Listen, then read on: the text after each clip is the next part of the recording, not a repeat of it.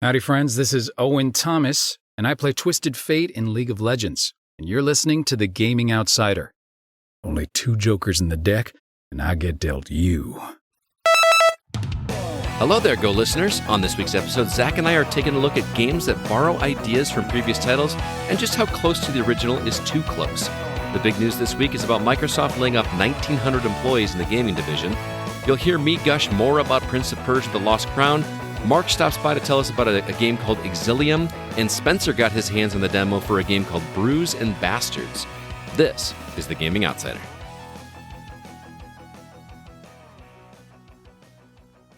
Hey guys, if you're in the market for a new gaming chair, I've got a fantastic deal for you. We've partnered with eWin Racing, who produces the most comfortable gaming chair I've ever sat in. They've got them in sizes for all gamers, and the quality is simply incredible. As a listener of The Go, you can get 25% off your order if you use the promo code TGO at checkout when you visit ewinracing.com. You don't have to just take my word for it, however, as multiple members of our community have picked up a chair for themselves, and they love it just as much as I do. You won't be disappointed. eWin Racing, the best gaming chairs out there. Greetings, programs, and welcome to The Gaming Outsider, a video game podcast with a focus on our incredible community, which can be found at thegamingoutsider.com. We've also got a community over at facebook.com/groups/thegocast, and even a Discord server, which you can find at the link in the show notes for this very episode. It is Sunday, January 20, I want to say 28th. Is that 28th? I don't know. Yes, it's 28th. I assumed you always keep track of your Sundays via who's playing in the football games, right? Yeah, but that's running out. Yeah. Anyway, I'm your host, Scott Clark, and that other voice you hear is Mr. Zack Parkerson. How's it going, man? Hey, it's all right. I got caught. I went hiking yesterday and got caught in the rain, and probably had to walk out of the woods like 1.5 miles in the rain. So, Ooh, I'm feeling great. that'll teach you to exercise. Yeah. That's be harsh lesson learned. Don't ever go outside. No, I actually went hiking. I think we talked about it in the past, right? Went out there, and we luckily did not get rained on. Maybe just a tiny bit, but I could not imagine doing what we did in rain, especially with the hills and stuff we had to climb. It was nuts. But anyway, it's just a Zack and Scott show this week. Unfortunately, sorry. CB is in Texas, and Alyssa's not feeling the greatest, so it's going to be just the two of us. But we got a lot to catch up on. Congratulations and go Lions! I think they're playing right now. I feel like you just put out an ominous, foreboding atmosphere now. You know, by the time people are hearing this, they'll either have won or lost. Yeah, I don't know. I'm rooting for it for multiple reasons, but the biggest one being that they're playing the 49ers. But also the Lions are due. This is the furthest they've ever gotten. They've never made it to the championship game before. I know they've at least not in my lifetime. Because Barry Sanders, I think they won a playoff game with him. But they never made it to the Super Bowl. Not only did they not win one, they've never been to the Super Bowl. Yeah. Oh my goodness, that's straight up true. Yeah. Yeah. Man, those are some diehard fans, then, man. Holy cow! It was crazy. You got especially growing up in the NFC conference, you got ridiculed pretty readily for being a Lions fan. Let me tell you. Yeah. I mean, it was. I imagine it would have been hard to not be a Lions fan back in the Barry Sanders days. That dude. That's when I was a kid. I just watched him once, and I was like, whoa. And that was how I chose my allegiance as a child. Yeah. Did you see that that documentary about him that just released a couple months ago? I haven't either. I'm really curious because he just dropped out of. Anyway, we're talking about football way too much. Let's talk about some of the games that we've been catching up on. Let's start with you, sir.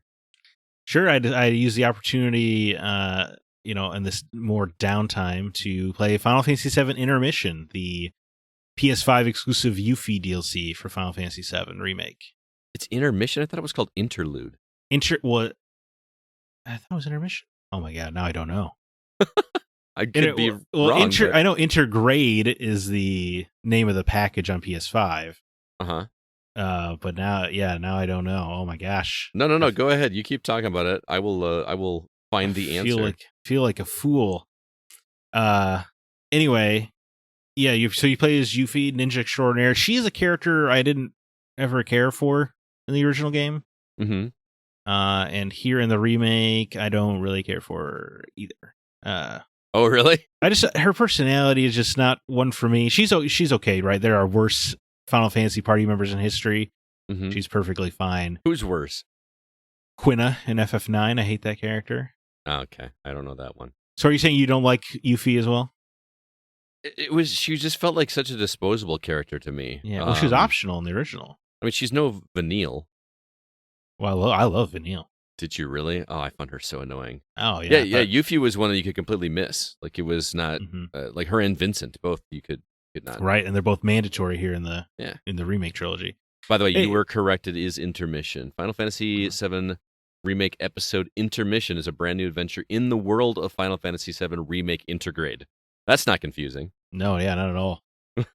Yeah, it's also a PS5 DLC that's exclusive to a game that came out on PS4. But hey, whatever. Yeah. But anyway, she's really fun to play as though. Oh, okay. So that's good because she's got the little ninja star thing. Yeah, it's like a 4-sided blade. Yeah, and you can like enhance it with any elemental magic you want.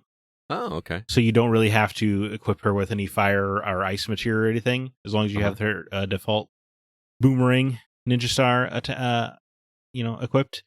But yeah, the DLC was a lot of fun. It was only like 4 or 5 hours, which is really nice. You just kind of see what she was up to basically during the events of Disc 1 of F7. And you hear about what the Avalanche Splinter Group, a la Cloud's Party, is up to. And it was kind of interesting to see some kind of Avalanche, politics of the Terrace Company, because they don't really like Barrett's tactics. They think he's too harsh, blowing up reactors and whatnot. Right. Whereas, hey, I would argue they're making a difference. What are you doing, Avalanche? So my question with this is, because I've toyed with playing this as well, is I haven't played the remake since it released. What year was that? 2020? The 2021? Yeah, 2020. You're right. 2020. I would not remember how to play that game. So does this one ease you back into that combat again, or does it kind of expect you to have remembered how to play the combat in that? It's so interesting you ask that. It does give you a control reminder and how to play, so that's really nice, and how to use the access your command menu. And this DLC also has new link up attacks, kind of like Chrono Trigger style. Sure, yeah. So it does give you a refresher. However, it also seems to have picked up the difficulty from the end of FF7. It's pretty hard, and that could just be because I'm rusty, I suppose. But it didn't feel like it was easing you back into things. It was like, yes, welcome to Final Fantasy VII. Yeah, that makes me nervous, because I toyed with the idea of picking this up to prepare me for Final Fantasy VII Rebirth, but I kind of imagined that one would ease you into it more. I would think so. It's going to have to acknowledge that it's been 4 years, right? Right. Yeah, I would, and having played this now, totally inessential. The story part of it? Yeah, yeah. You see some more kind of experiments. There's a little bit of fun Crisis Core nods, and you see more of Scarlet, who is going to be a big part of Disc 2. Or is she? Anyway, get stuff mixed up. Anyway, you see more of Scarlet, and there's definitely fun nods. And there's a Fort Condor, which is basically just Clash of Clans minigame you can play, and there's a little tournament with that. And that's kind of fun. That's kind of fun if you like mini games. Yeah. So there's definitely stuff to do, but in terms of the story, it's only 2 chapters, and especially most of chapter 2 is basically just combat waves. So very little story happens. And so I would say it's inessential. It is fun. I had a lot of fun going through it, and it was a great reminder of dude, FF7 is so much fun to play. Right. This remake. Are there other people in her party? Yeah, there's this one guy. I already forgot his name. He's not in Final Fantasy VII otherwise, so you can kind of figure out how important he is from that information. So he just kind of shows up and has a weird little mini arc that's not very satisfying, and then is gone because he can't. So I'm okay skipping this and just jumping right into Rebirth. Yeah, I don't. Unless unless you're an FF7 completionist, you want to have all the story. There is one really cool cutscene at the end. Yeah, that kind of picks up after the events of FF7 Remake. Oh, I could just watch that though. Yeah, but yeah, you're right. You could definitely just watch that. And how much is this? Because I know there was a whole kerfluffle about you got to rebuy it on PS5. Well, so that's the thing. There is no cost for this DLC because it's included in the PS5 version. But the thing is, yeah, you would have to buy the PS5 version. But I had the PS4 version. Right. And I think is it a free upgrade or is it a $10 upgrade? That's what I don't know. I'm hoping it's a $10 upgrade, but I also don't know if I don't need to replay the original again. Yeah. And it sounds like I don't need to play this intermission either. So I think I'm just going to watch a YouTube video to remind me of the story, because the original Final Fantasy story is so ingrained in my head, and they did things differently. Mm-hmm. Or maybe just go back and listen to our spoiler cast episode on Patreon to kind of refresh myself that way. But I definitely need to catch up before going into Rebirth. Yeah, I definitely got to watch a recap on YouTube or something to make sure I'm remembering everything correctly. Yeah. And what are they going to do about starting a brand new game when you were so powerful at the end of the last one? Are they going to pull like a Metroid and like somehow strip Cloud and everybody of all their stuff and start you over? I'm sure there's some trailer that has explained it, but it's basically just a numbers lie, right? You could just say, yeah, you're level 35, all right, but it's really just the same difficulty curve anyway. Yeah. So all these like peon enemies just got super strong. Yeah, probably. Yeah. I guess that's how a regular RPG works anyway. So yeah. Well, cool. I'm glad you checked it out. I'm sorry you didn't love it, but yeah, no, but I still really liked it. It's still more Final Fantasy VII. Don't get me wrong. Yeah. And just you're making me think. It's just if I were you, I think I would do it. But if you don't have the PS5 version, then I don't know if it's worth paying it. It's just definitely not paying $70 to. Well, yeah, definitely don't do that. No. Let's see. As for me, did my usual weekend romp through Borderlands 3 with my group, and dude, we're not even like, we're straight up talking through any story beats. Like I have no idea what's going on. We might actually drop it just because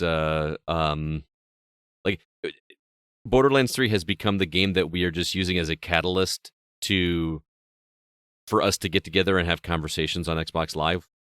And we just happen to be shooting some stuff in the background at the same time. So, right. But we got up to like level 20. And I think we're like a quarter of the way through the game, which is insane to me. This game is massive. Like I thought the first two were pretty large, but this one just seems like it's above, far and away, much, much larger. And I'm at the point where I don't even think I want a Borderlands 4, because I know the 4 is just going to even ramp it up even more. And I don't. Wow. I'm good. They killed your interest in the franchise a little bit, which is weird because I feel like 2 killed your interest in the franchise, but for different reasons. Uh-huh. And this one doesn't do those jokes anymore. I mean, the tone is still there of like the Borderlands universe, but there's not like pop culture references, and there's far less Claptrap. I think the most you see Claptrap really is in the, in that title screen when he's kind of rolling around in the background. And there's some dumb side quest where you have to like find parts of his and hear his voice for a minute, but that's about it. I think they kind of got the hint that people are annoyed with them. But and a bigger reason why I think we might be stepping away from Borderlands is all 3 of my Borderlands 3 group on Friday night, all 3 of them purchased Baldur's Gate 3. Like as a blood pact? Well, not quite. I think one of our buddies, his wife surprised him and bought it to him as a gift. And he started into it and started talking highly about it. And minutes later, CJ picked it up, and then we had Christina on the Xbox Live with us, and we were talking about it. And so she just quick bought it while we were in the middle of playing. So it's gonna be one of those games that just keeps selling, right? Isn't it? I think so, man. Yeah. And speaking of, I played that a little bit this morning with Kevin as well. And man, that game. Especially after playing Prince of Persia, which I'll get to in a second, that game is just so frenetic and heavy boss battles that are just quick and reflexes and all this kind of stuff. This game just feels so chill.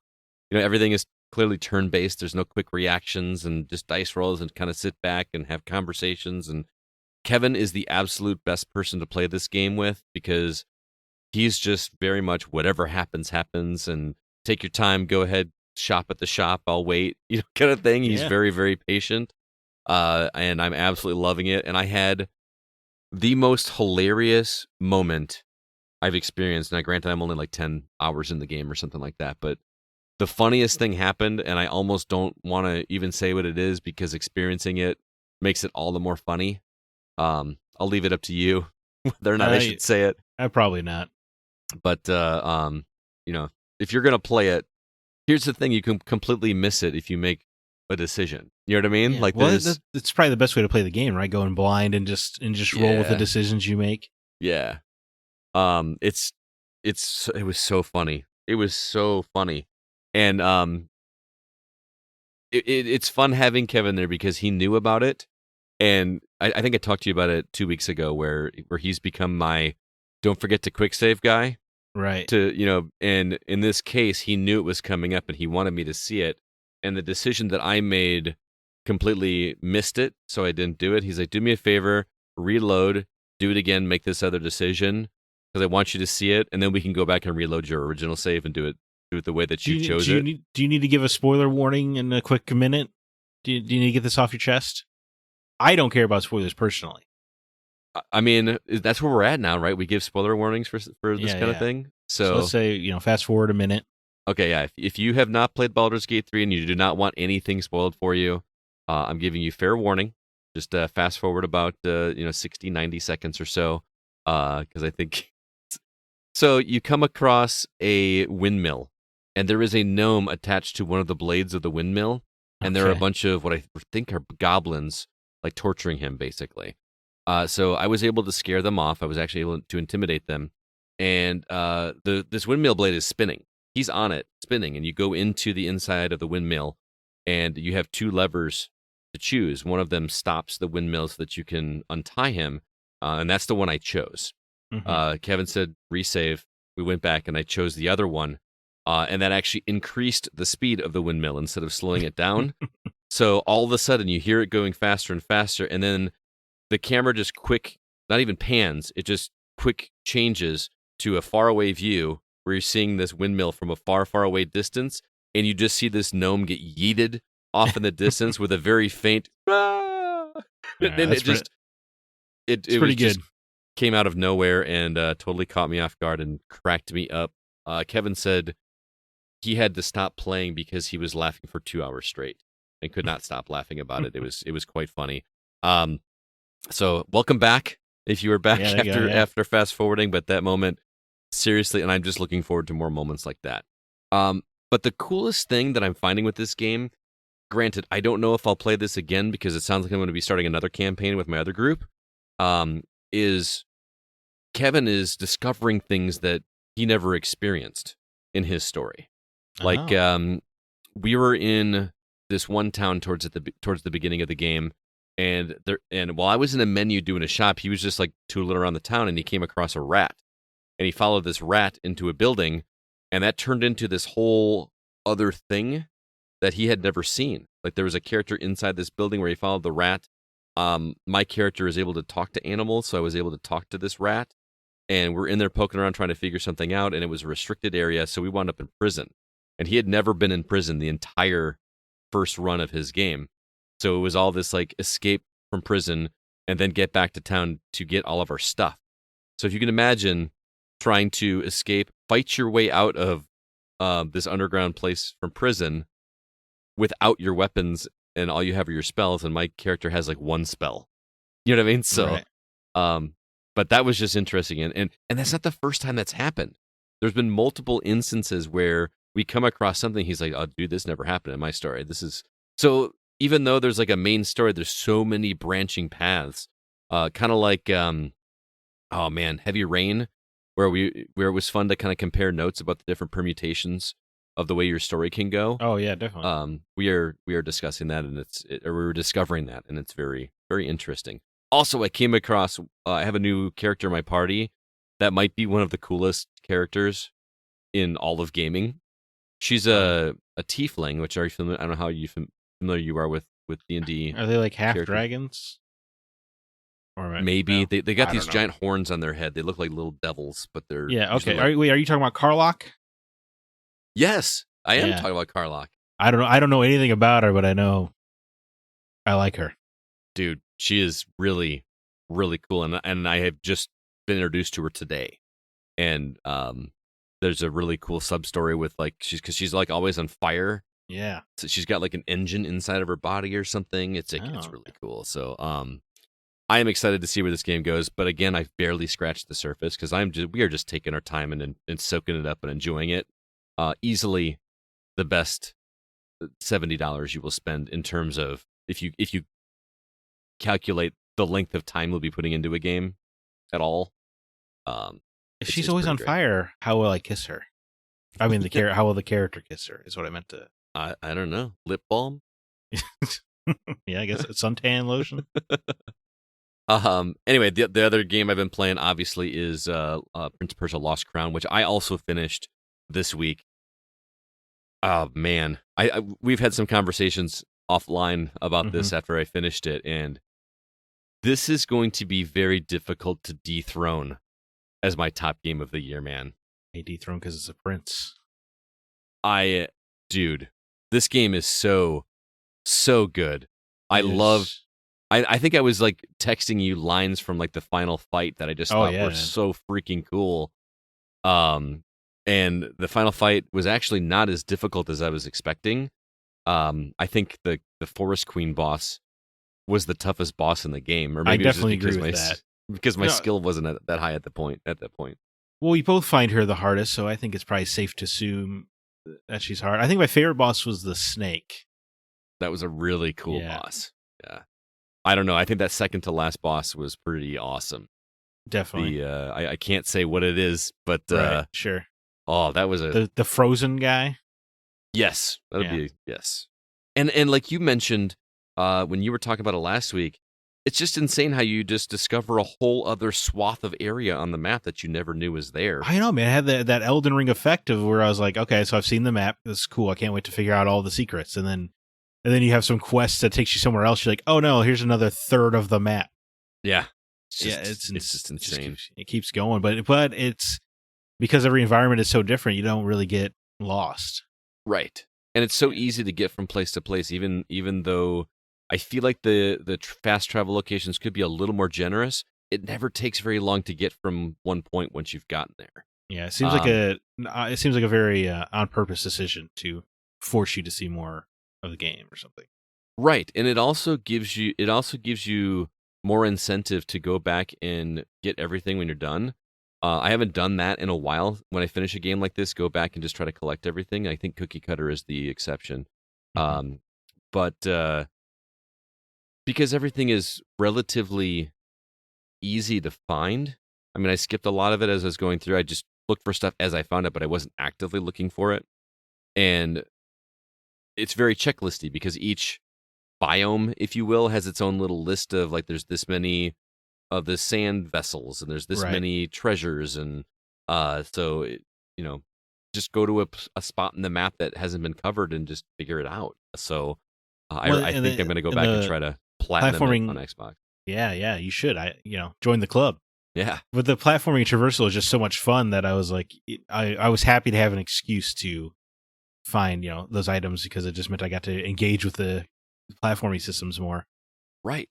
It's funny you mentioned the platforming because that is like one of my favorite parts about this game. I was talking with Brian Regals from our community who has been trying very, very hard to get me to play The Last Faith, which is when he started Lost Crown, he was like, dude, if you like this, Lost Faith is very similar. It's a very cleverly designed gear-gated game. And after he finished it today, actually. He finished Prince of Persia today. Okay. And he said after he told me this before he beat it, but he said that he still prefers The Last Faith because that one plays more, the bigger focus is on the boss battles and the fights than it is the platforming. And he says personally he's better at the fights. He's a big Souls guy. Yeah. He's better at that than he is platforming. He still thought it was a fantastic game. But I swear, Brian, I'll play Lies of P one day. I swear. But he said that, that's starting to scare me and turn me off a little bit to The Last Faith because the platforming is what really gets me in this because that Super Meat Boy / Celeste feel of an open world 2D environment just works so well for me. Yeah, that's definitely what puts it near the top of the gear-gated list for me is the focus on platforming. Right. Because the bosses are still challenging and fun. But even those, you need to incorporate a lot of your traversal and platforming skills. Yeah, I mean, it has that Zelda effect where you're using Yeah. some of the abilities that you use for these boss battles, which and it's not like it's not super obvious like it is in a Zelda game where like, oh, clearly I'm going to hook shot this thing. You know what I mean? This is things where just doing a simple dodge with your I can't remember what it's called, but your teleport ability where you're Shadow Step, I think it is. Shadow Step, yeah.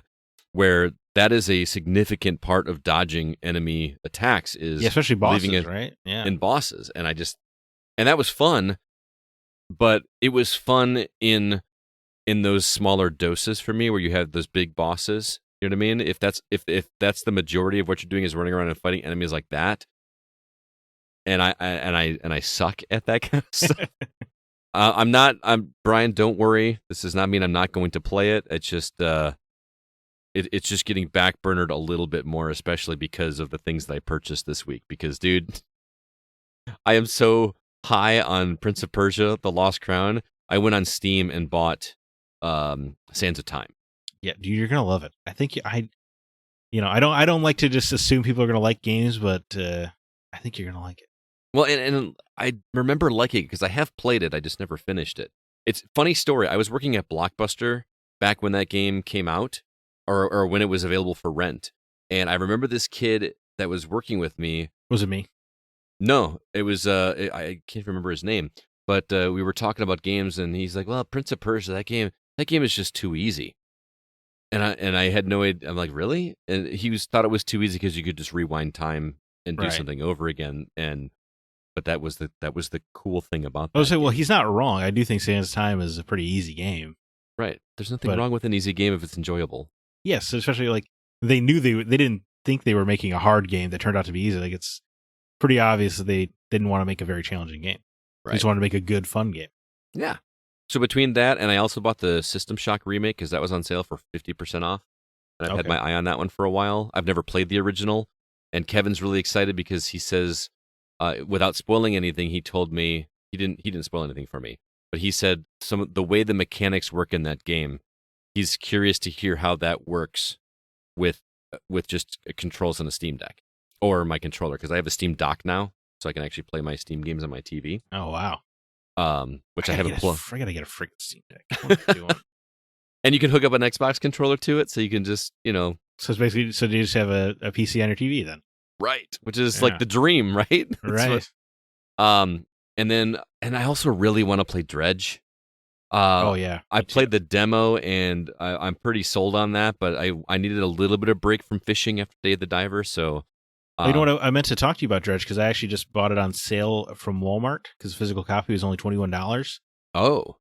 Yeah, so I meant to talk to you. When you're going to start playing Dredge, let me know. Let's play it together. So we can text each other. Not together, but...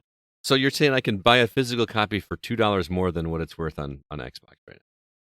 Yeah, I guess so. Or it was cheaper to buy the physical disc from Walmart than it was to buy it on the PlayStation Store. Oh. So I was like, okay, I'll pick that up because I really want to play Dredge. I think it looks very interesting. But I just want to be a cute couple of buddies and play through a Lovecraftian fishing game at the same time.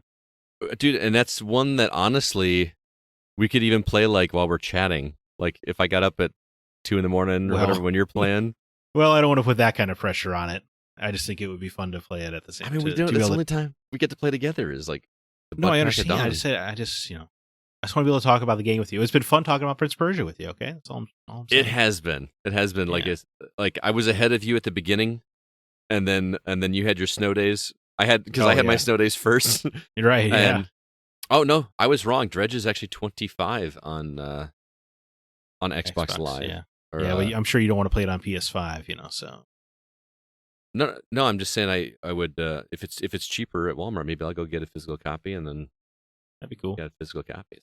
I did not know that. Maybe it's hopefully it's a nationwide thing, but yeah. So yeah, those are the 3 that I really want to play next. And I don't know if I told you this, but I also bought the Metal Gear Solid collection. Okay, you're stocking up for the winter. Well, I had GameStop points, and GameStop stopped letting you purchase Microsoft currency with your stuff. They make you actually use it on physical items now. So it was like, and it was like the last day before I lost that month's. Okay. You know what I mean?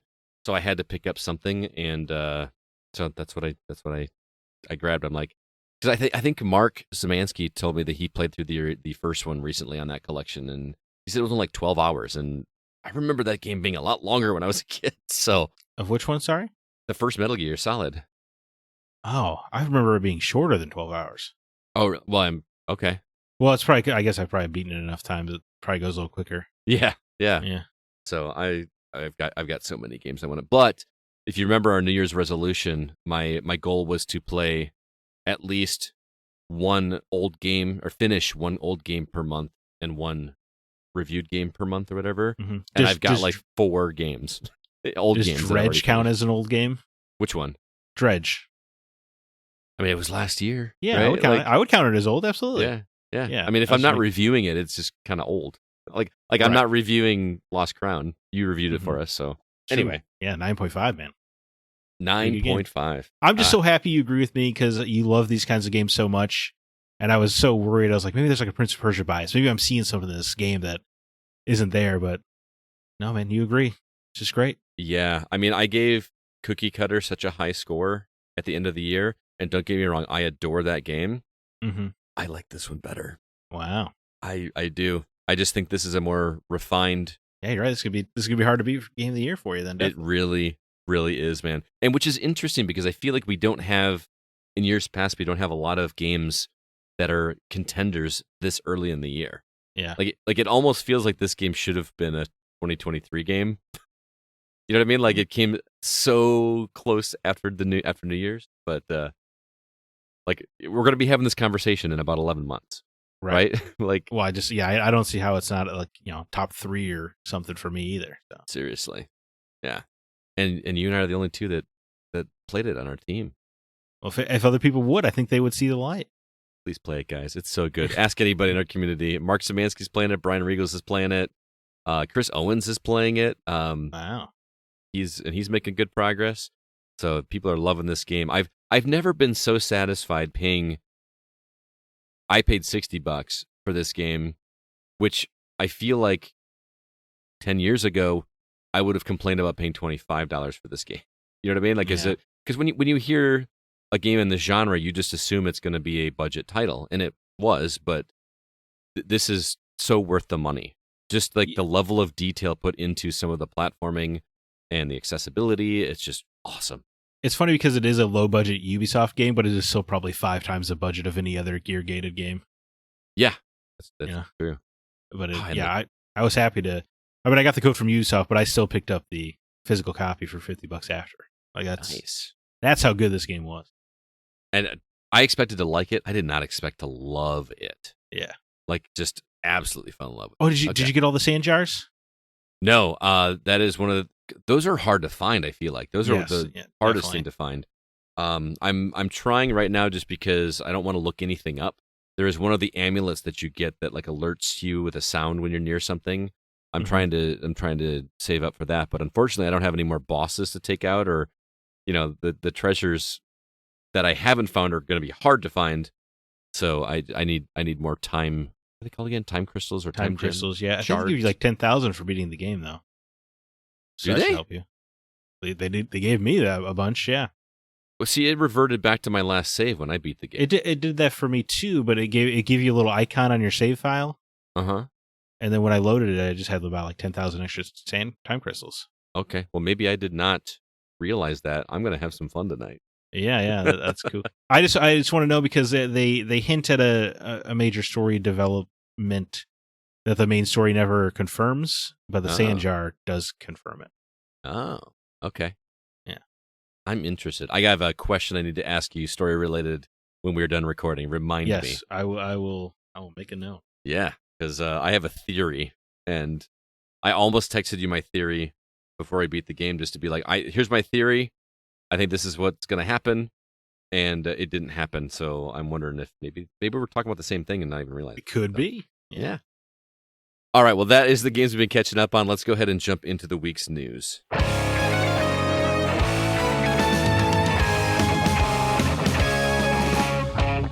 All right. Got some new trailers to talk about. We got a, costume trailer for Princess Peach Showtime, which comes out on Switch March 22nd.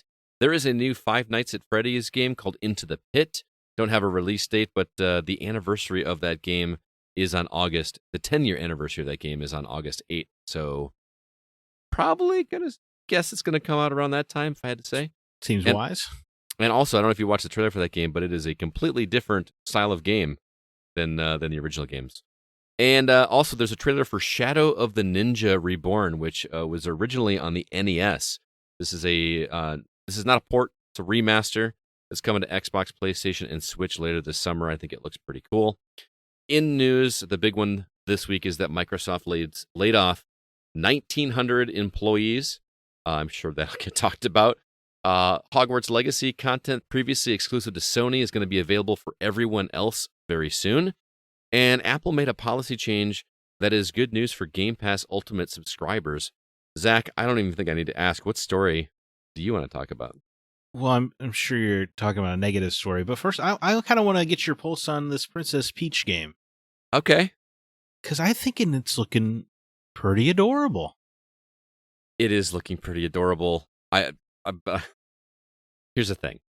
I know this is going to make it sound like I don't want to play a game where I'm playing as the girl. That is not at all what I'm saying here. I think it looks adorable. I don't know if I want to play it, man. I was kind of sold on this game until this trailer.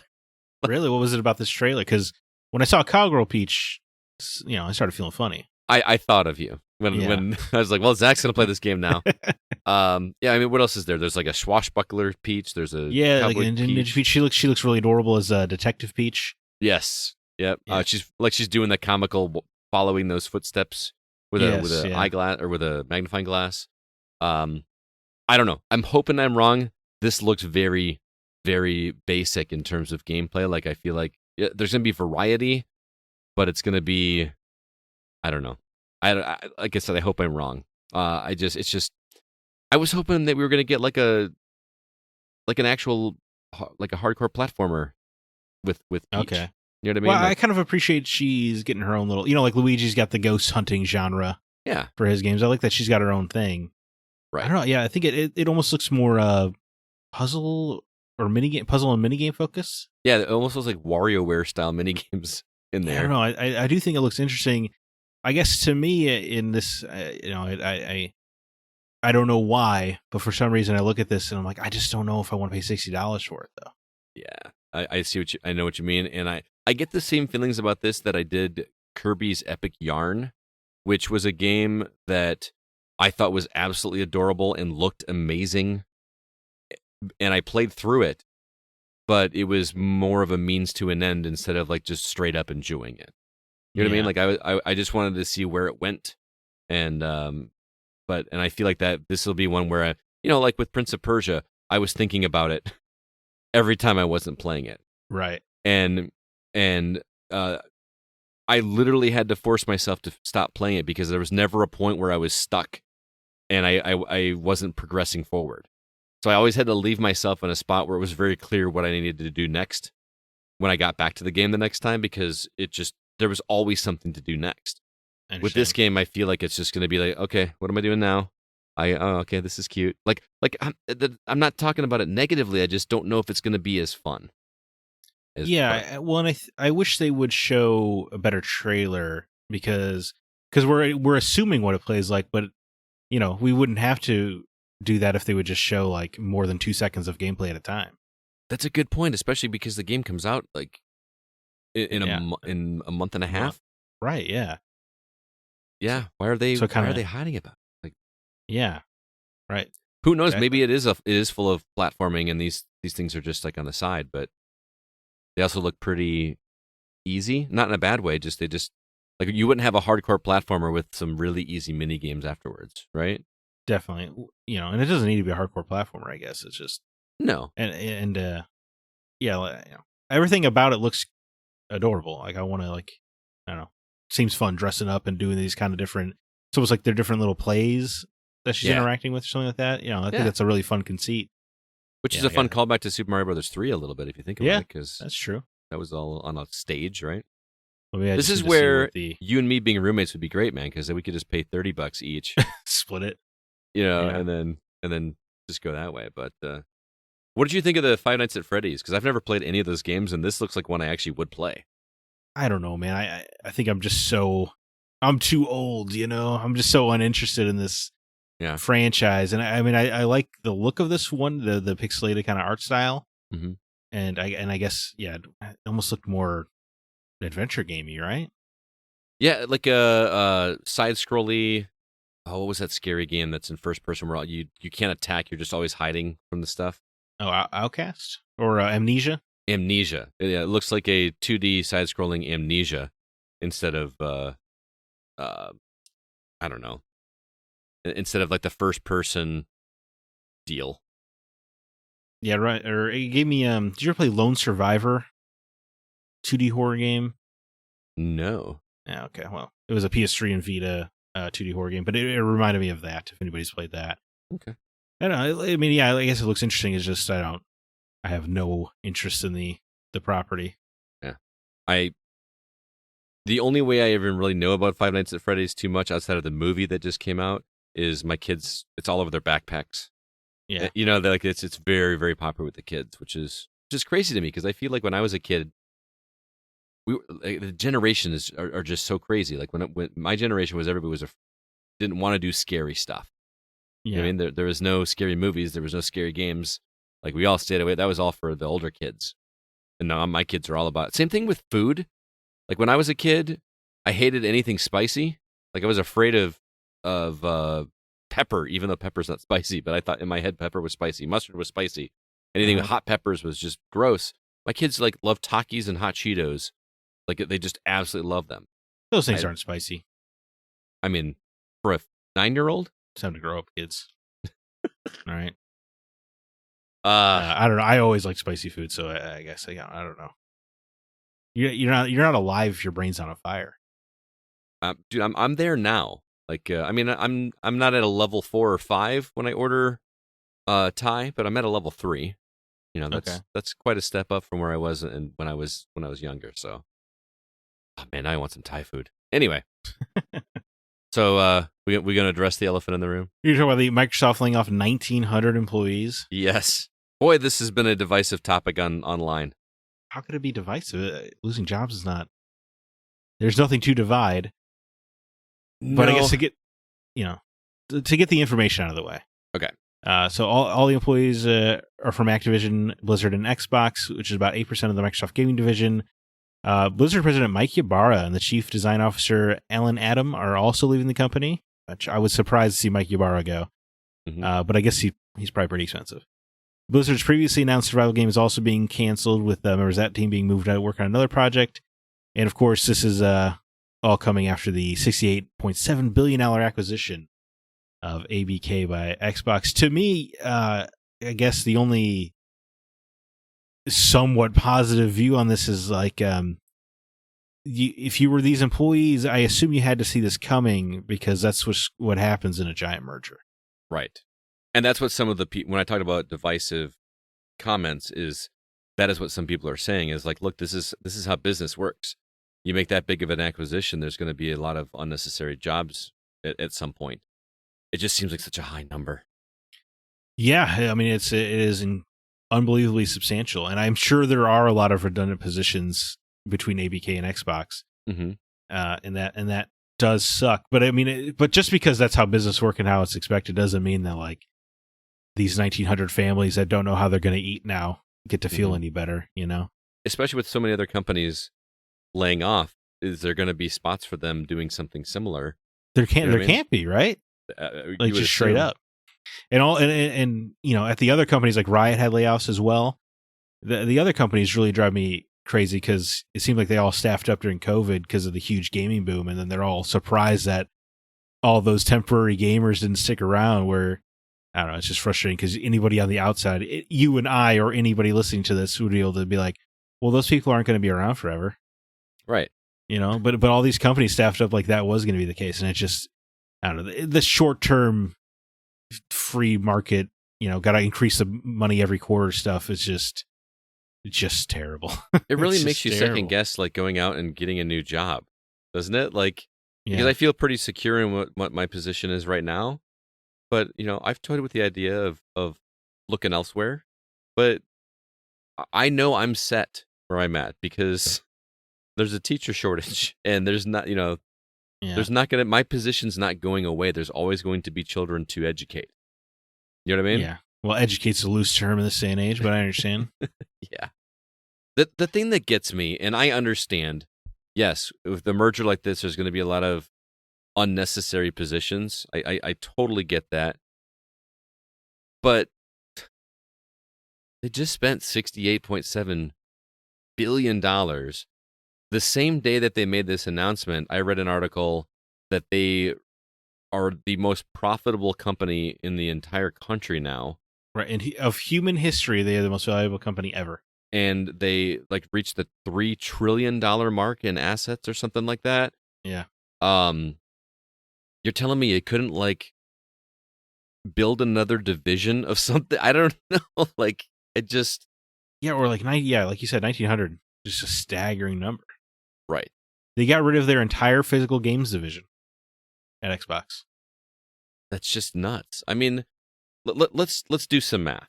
Conservatively, okay? Figure 1,900 employees. Let's say conservatively, each one makes $100,000. I think that's Okay. I don't think they all make that. To be clear, but let's say they did. I'm sure some make more, yeah, as well. So that's $190 million to year. employ those people a year, Yeah. right? 68.7 billion. That's not even one of those billions. Right. Again, I'm not a businessman. I'm not an upper executive. I don't know how financials work in a company this size. It just sucks, man. And it's not they're hurting. They're even though they're getting a lot of crap for not making a lot of first party titles right now, they're still making tons of money, and the Game Pass thing seems to be doing well. They better come out swinging this year. I think it might have been Nindy Nation that said something on Twitter to the effect of, if every game that comes out in 2024 isn't an absolute 8.5 or 9 out of 10 on Metacritic and everybody loves it, then this was a really stupid decision. Right. This doesn't make any sense, because that's the only excuse you have for letting this many people go, is that, we didn't need them because our games are already going to be great. You know what I mean? Yeah, so if your games aren't great, then yeah, maybe you needed them, you're saying? Right. So, and forgive me, Jeff, if I'm misquoting you. I'm definitely paraphrasing what he said, but it kind of made me think, and it's unfortunate. And I feel like one of the things that nobody is talking about is that these people are getting severance packages. This is not like they are out on the street. I'm not saying it's right, but No, and in cutthroat business, right? They're not in the job of providing good lives. They're in the job of making money. right. Right. But you could also argue that maybe if you didn't tank morale by firing everybody's friends, you might get a better product at the end of it. Yeah. Or I don't know, $190 million. How much do executives make? Yeah, no kidding. I mean, again, I don't know. I feel like if people like you and I were running large businesses, things would be different. But well, how Nintendo, they don't seem to have the need for layoffs. What are they doing so right? I don't And they're remember putting Nintendo ever doing a layoff. Yeah, what's interesting is they don't do those mass layoffs, and guess what? Every single one of their games seems to score a 9 or higher. Mm-hmm. I wonder if there's some kind of connection there. Yeah. Yeah. And like you said, their quality, they're bug free. Right. Have you ever played a Nintendo game that was super buggy? No, not even massive open world Zelda games. Right. Right. Yeah. I don't know. Yeah. They're doing. It mean, seems when like they were happy people, maybe work a little harder for the company that takes care of them. I don't know. What are the odds? right. I think there was a quote. Speaking of Nintendo, I think I shared it with you guys from Iwata. Obviously, he's passed, right? Right. But let me see if I can find it. He says, if we reduce the number of employees for better short-term financial results, employee morale will decrease. I sincerely doubt employees who fear that they may be laid off will be able to develop software titles that could impress people around the world. See, yeah, he's right. Exactly what you're saying. So, yeah. It just sucks when executives make decisions to hire this many people only to cut them, and they're not affected at all. That's the frustrating part, right? Is like they're the ones who miscast. They're the ones who mismanage, but they never seem to get in trouble for it. Mm-hmm. I just don't understand that. Because who's going to get them in trouble? Yeah. You know what I mean? Sure, maybe the layoffs need to happen to save money, but maybe fire the guy who also made that choice. Yeah. And that would save you some bucks too. How about we lay off that guy? Just don't understand. Don't understand how that works. I'm with you. Let's move on. Let's talk to happier things. I thought this Apple thing was kind of interesting. So if you wanted to play Game Pass games on your Apple device, whether it be an iPhone or an iPad, you could do it. However, because of Apple's restrictions, they would not allow Microsoft to have a dedicated Game Pass app. You would have to access it through the browser, basically, which you can do, but it's just very, very inconvenient. I don't know, first world problems, right? But I mean, it is inconvenient, though. I don't want to have to access a browser. What am I going to do? Like save it in my favorites? I mean, that's the only real easy way to do that, but just an app just makes so much more sense. So Thursday, Apple made the announcement that the developers can now, quote, submit a single app with the capability to stream all of the games offered in their catalog. So like I said, and that's not just Game Pass. This is also things like GeForce Now. They'll be able to have these kind of apps that you can just access them right on there. Now, this doesn't affect me. I don't really play on my phone too much, mostly because I could not find a controller thing that held my phone without me having to take my case off. Yeah, it just makes one less step for people that want to play their games on those devices. It's much less of a headache. So I don't know. Cool seeing things like that happen. Yeah, I agree. Have you ever played on your phone? Have you ever played an Xbox game on your phone? No, I mean I've done some remote play for PlayStation on my phone before, and that works surprisingly well. So I don't see why. I mean, the Game Pass thing I'm sure is cool. You know, why play a game on Xbox when I could be getting trophies?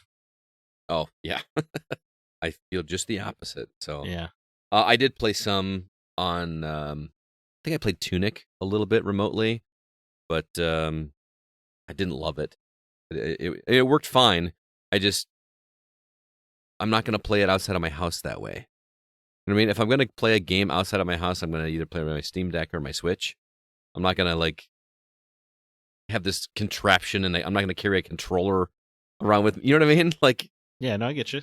Maybe if I were staying in a hotel or something like that, sure. Well, that's where the Series S would come in handy for that too. Well, yeah, that's so compact. Like yeah. I've seriously considered having one of those just for on the go. They're so cheap now. I know. They were giving them away at like Verizon, weren't they? Like you sign up for a new phone. There's like $150 sale at Verizon or something like that. I think Costco had them for $100 over the Christmas era. Yeah, which could also be like, hey, there's another one coming soon. Who knows? But I'm sure both Xbox and PlayStation have their mid-cycle refreshes coming soon. Yeah, they're inevitable. All right. Well, let's talk quickly about Patreon. If you'd like to help support the show, you can head over to patreon.com/thegocast. If you do so, we do offer some bonus episodes for you. Zach, what can people check out right now? Oh, man, so unexpected for me to do this. Right now, you have the Desert Island game episode with me and you as in the hot seats, as it were. Special guest Paul Hine, ran things for us, emceed the event. But yeah, that was a lot of fun. And then you did a little Break the Seal in Super Mario RPG with Kevin Honingford and David Newman as well. Yeah. It was awesome. We do have something else cooking to wrap up the month of January as well, so stay tuned for that. But just as a reminder, everybody, there is a link on our website to a catalog of all the Patreon episodes, which is super handy. We had one of our listeners just recently finished Doki Doki Literature Club for the first time and was making comments on it on social media. And I was like, hey, just so you know, we did a spoiler cast. If you want to hear us talk about it, here's a link to it. And he upgraded his support to be able to access it. So hope he enjoyed that. So you can always go back to the back catalog. It's not just new episodes. So if you were a brand new subscriber to Patreon, you're going to have about 4 or 5 years of Patreon content that you can go back and listen to if you like listening to us. So we would appreciate it. Again, patreon.com/thegocast. Let's go now and jump into the new games that we've been playing.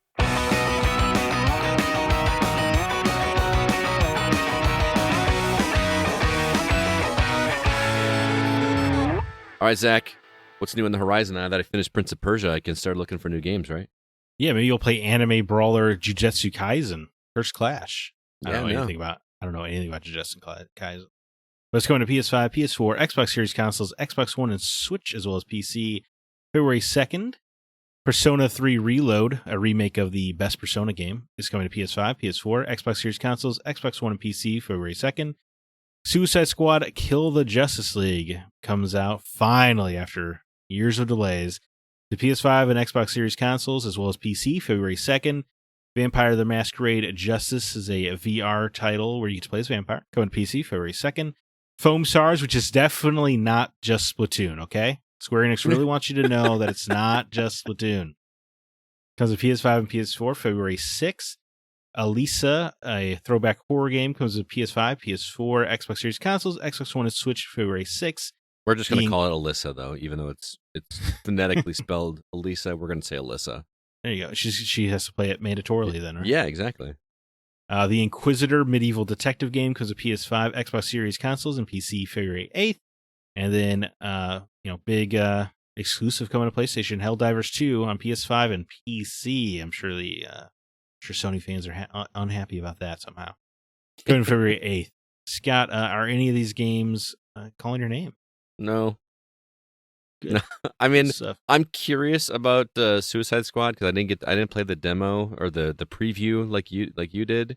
I'm curious, but that feels like a game that is more fun with people, and it sounds repetitive, which I'm playing Borderlands, so I'm okay with repetitive shooting, but I'm set for multiplayer games right now with Baldur's Gate 3.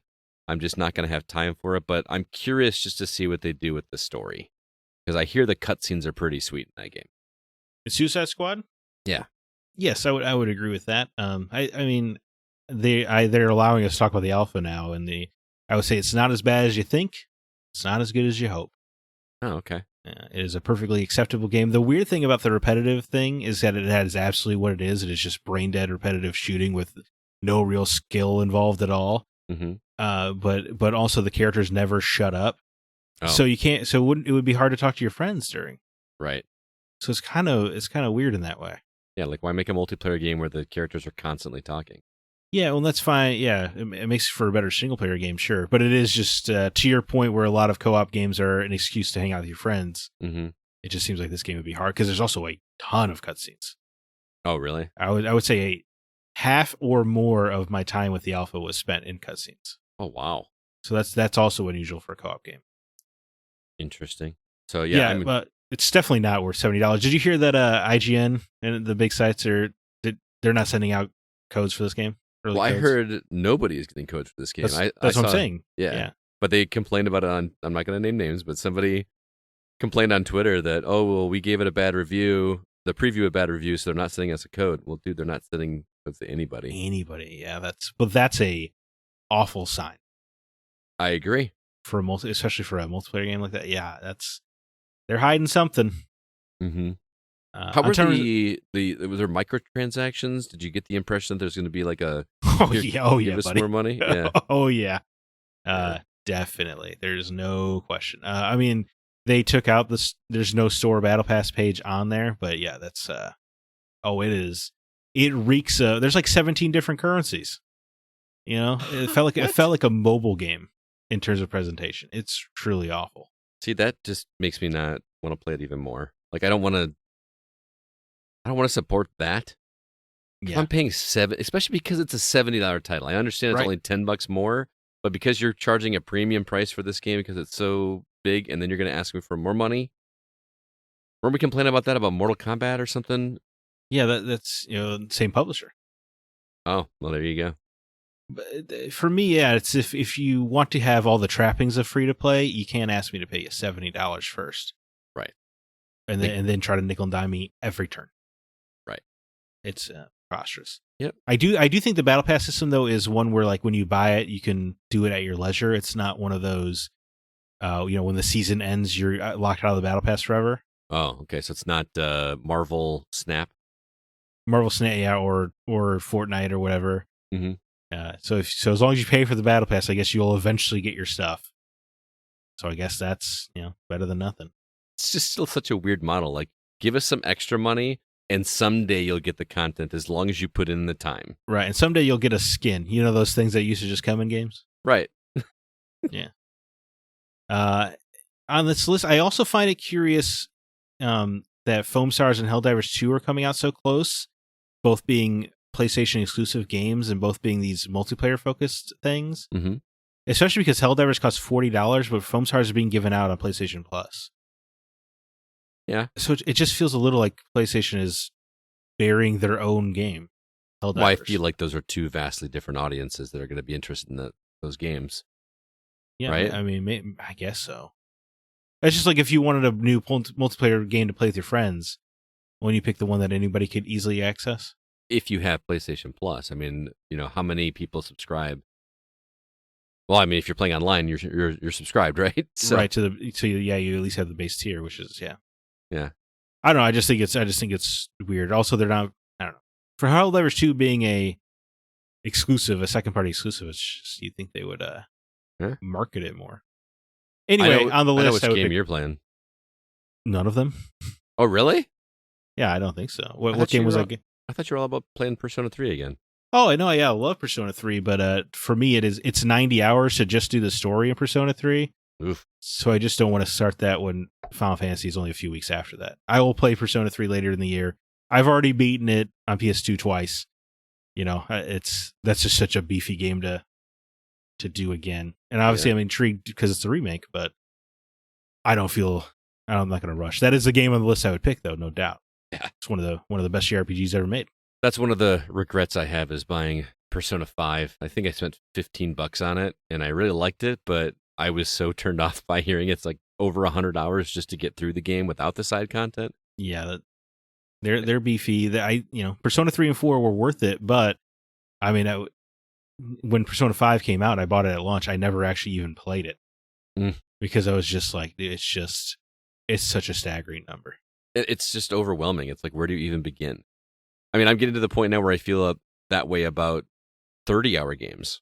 Like when I started play Prince of Persia, I was like, I expected that to be a 12, 15-hour game when we were talking about it weeks ago.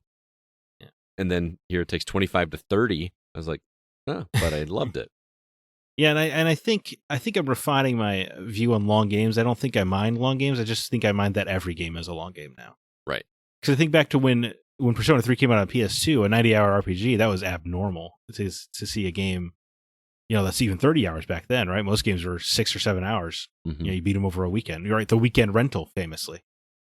We're just not happy. When they're too short, we wish they were longer. When they're longer, we wish they were shorter. I was happy with short, but yeah. I like getting through a game. I like having that satisfaction of finishing a game.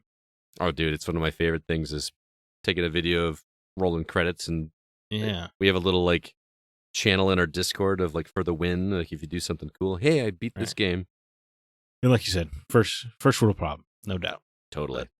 Yeah, Persona 3, if you haven't played it and you want a JRPG, you'd be hard pressed to do better. All right. But I don't want to do that right before Final Fantasy either. That's exactly, yeah. If Final Fantasy wasn't coming out at the end of the month, I would absolutely be playing Persona 3. Okay. But all right. That Final Fantasy VII Rebirth, weirdly, despite it being the second part of a remake, is going to be chock full of spoilers online, so you really got to get to it if you care. Right. And, who knows, maybe another spoiler cast like we did last time? I would assume so. Bring on Mr. Brandon Smith to come talk to us some more Final Fantasy like he did last time. Final Fantasy expert, Brandon Smith. Yeah. His stuff is blowing up, by the way. Have you seen that? He's famous, yeah. He got articles written about him on Game Rant. That's a pretty big site. So good for him. Shout out to man. Final Fantasy Renaissance. Yeah, I'm hoping that's because of the exposure he got at R2V2, right? That's probably what it is. Yeah, I'm sure whatever that streamer was who blew him up in the first spot, he was probably at R2V2, right? Right. Yeah. I am not taking credit for that, Brandon. You, sir, have done all the work. That is amazing what you've done there. So, wish I had that kind of skill. Anyway, I do have a quick couple of reviews for you. I sat down with Mark Szymanski and Spencer Cushing. It's been a long time since we talked to him. They both played a couple of demos for us that they wanted us to check out. I'm going to play that for you right now. Well, hello there, Mark. How you doing, man? I'm doing good. How are you doing today, Scott? I'm doing all right. And also joining us for the first time in a while, haven't seen you, dude, Spencer Cushing. How are you, man? What's going on? I'm doing great. How about you? I'm doing fantastic. These two guys are here to talk to us about a couple demos that they've been checking out for us. We're going to start with you, Mark. All right. This game is pronounced Exilium. Yes. Am I pronouncing that? That is how I pronounced it too. Hopefully you can tell me how to pronounce the developer, because all I can find for the developer's name is LONCH.ME. So launch.may or launch.may. They are the developer and publisher, and we were provided a copy of this demo by Keymailer. I looked at some trailers, and the trailer that I found was more or less cutscenes and no dialogue. I have no idea what's going on with this game. It seems very story-driven with some animated, I don't know, almost anime-style cutscenes. So what is Exilium? Exilium is a point-and-click horror adventure. You are a priest or an exorcist who goes from house to house and getting rid of demons, helping people out. You are a very, very accomplished exorcist, and you've also had your share of troubles. And when you're introduced to the character in one of those cutscenes that you referenced, there's a big giant slice across his throat that's been healed for quite a few years. Wow. He is like the Kurgan. Yeah, perfect. Love it. You're introduced in those cutscenes. That's how you're introduced to the game and to the character. But then you are given a new case, and you instantly go to this house where the guy is already possessed. The demon goes from room to room. The only rule is you cannot be in the same room with the demon unless you're hiding. So if you are out in the open in the same room, even for a millisecond, cutscene, you die, start over. That sounds frustrating. Do you know it's coming? Or? It could be. But yes, you can see when he's coming. So you can zoom out. You can see which room he's in, and then it follows a pattern. So he goes from this room to that room to this room in the same order over and over and over again. So is there like an overhead map or something, or like a HUD map or something? Not a HUD map, no. It's like a dollhouse almost. You're facing the front of it. Oh, okay. Interesting. That sounds kind of cool. It is. So are you a point-and-click guy normally? I don't know if I ever asked you that before you started reviewing that. Not really. Not avoiding them. It's just there was always something else I wanted to do, and point-and-click adventures seemed a little generic to me, which is my mistake, because now that I've played this one, I'm ready to try another one, and when this one is not a demo anymore, I'll be there. I'll be buying it. Oh, wow. So you're digging this one? Oh, heck yeah. Dude. The horror elements is what made me want to try it out, and then the skill, the timing, the planning it out, it clicked all the buttons for me to want to keep going with it. And while the first level has 5 sub-levels in it, and you get through all 5 of those in the demo, I'm ready for the next room. I'm ready for the next house and see what happens next.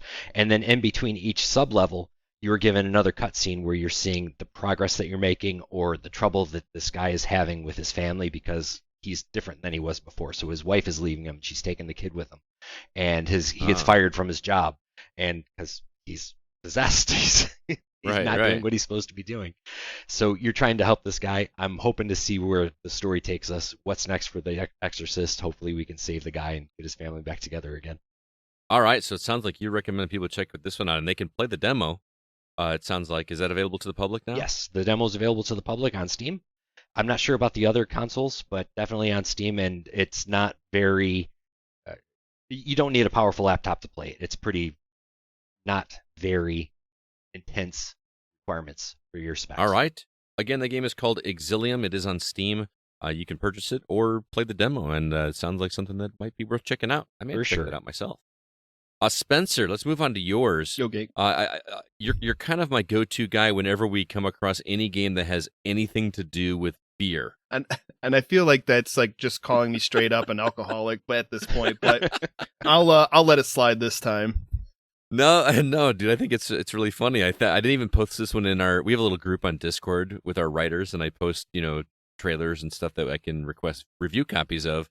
I didn't even put it there. I just texted you directly and said, This game has your name all over it. It is called Brews and Bastards. I'll let the listeners decide which of those words are the reason that I decided this was a game for you.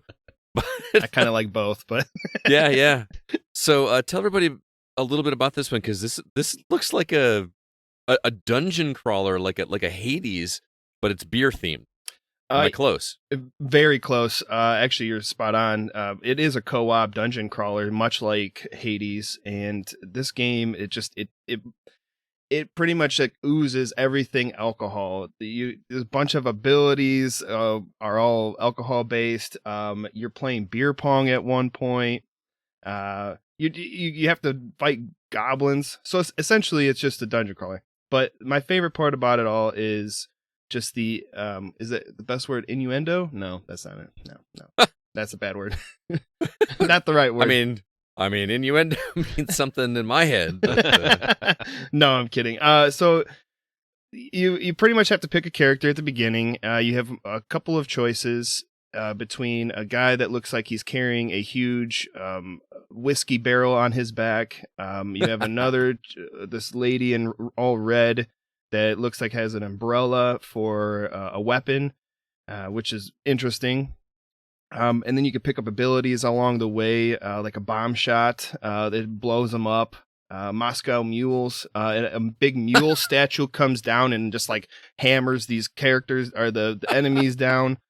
And we all know what a Molotov cocktail is. It pretty much just burns the enemies. So, and I think that is hilarious watching them run around. So it's not just beer themed. It's pretty much any alcoholic drink themed. Pretty much, yes. Okay. Now, is it a roguelike or roguelite, one of those two? Is it like that, or is it just a straight dungeon crawler? It's more straight dungeon crawler. Okay. How's the combat feel? Twin stick shootery or? Yeah, the combat is really it's flawless. It's the gameplay, the shooting, using your abilities, it's all really smooth. And the only thing I don't like is it's on Steam, but you have to use your Xbox controller. And if I'm on Steam, I like using my keyboard more. But it's something to get used to. Okay. I mean, those kinds of games I would think would be more. I mean, I'm a controller guy, to be fair, right? I've never been able to wrap my head around playing even like an FPS with a mouse and keyboard, although I understand the more precision shooting.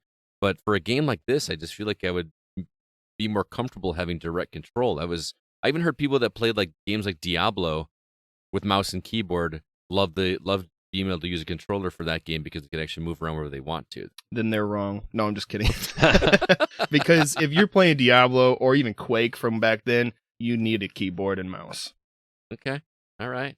So are you recommending people check out this demo as well, or is this one also available right now? It is just a demo at the moment. I believe it's 1 or 2 levels that are available, about an hour of gameplay. But yeah, I totally recommend it. If you really like Hades, which I know there's a lot of people out there that absolutely fell in love with Hades, like myself, this game would be one for you to go check out. Okay. That one comes from developer Mune Studio and was provided to us by Stride PR. So thanks to both of those PR reps for hooking us up here. So, but anyway, Mark and Spencer, thank you guys so much for stopping by to talk about these demos. They both sound really interesting, and hopefully our listeners will check them out. I hope they do too. Yeah, me too. All right, guys. Well, we'll catch you later. And Mark, go Lions. Go Lions. That's right. Yeah, go Lions. See you guys later. Thanks again, guys. Really appreciate that. Quick housekeeping. Want to remind everybody about our Facebook group, which is found at facebook.com/groups/thegocast. Got a couple new members over there by the name of Luke Riffle and Chris Bland. Welcome. As I mentioned, our Discord server has a link in the show notes that you can click on. Drop us a review on Apple Podcasts if you get a chance, and then check out our website, thegamingoutsider.com. There you can find all our episodes and all of our written content as well. Alyssa's review of Bonson Knights is available, and Zack's review of Prince of Persia: The Lost Crown is up. It is a stellar review, and he loved the game just as much as I did. Like he said, 9.5 was his score on that one, so be sure to check that out. All right, now let's go ahead and jump into our weekly topic.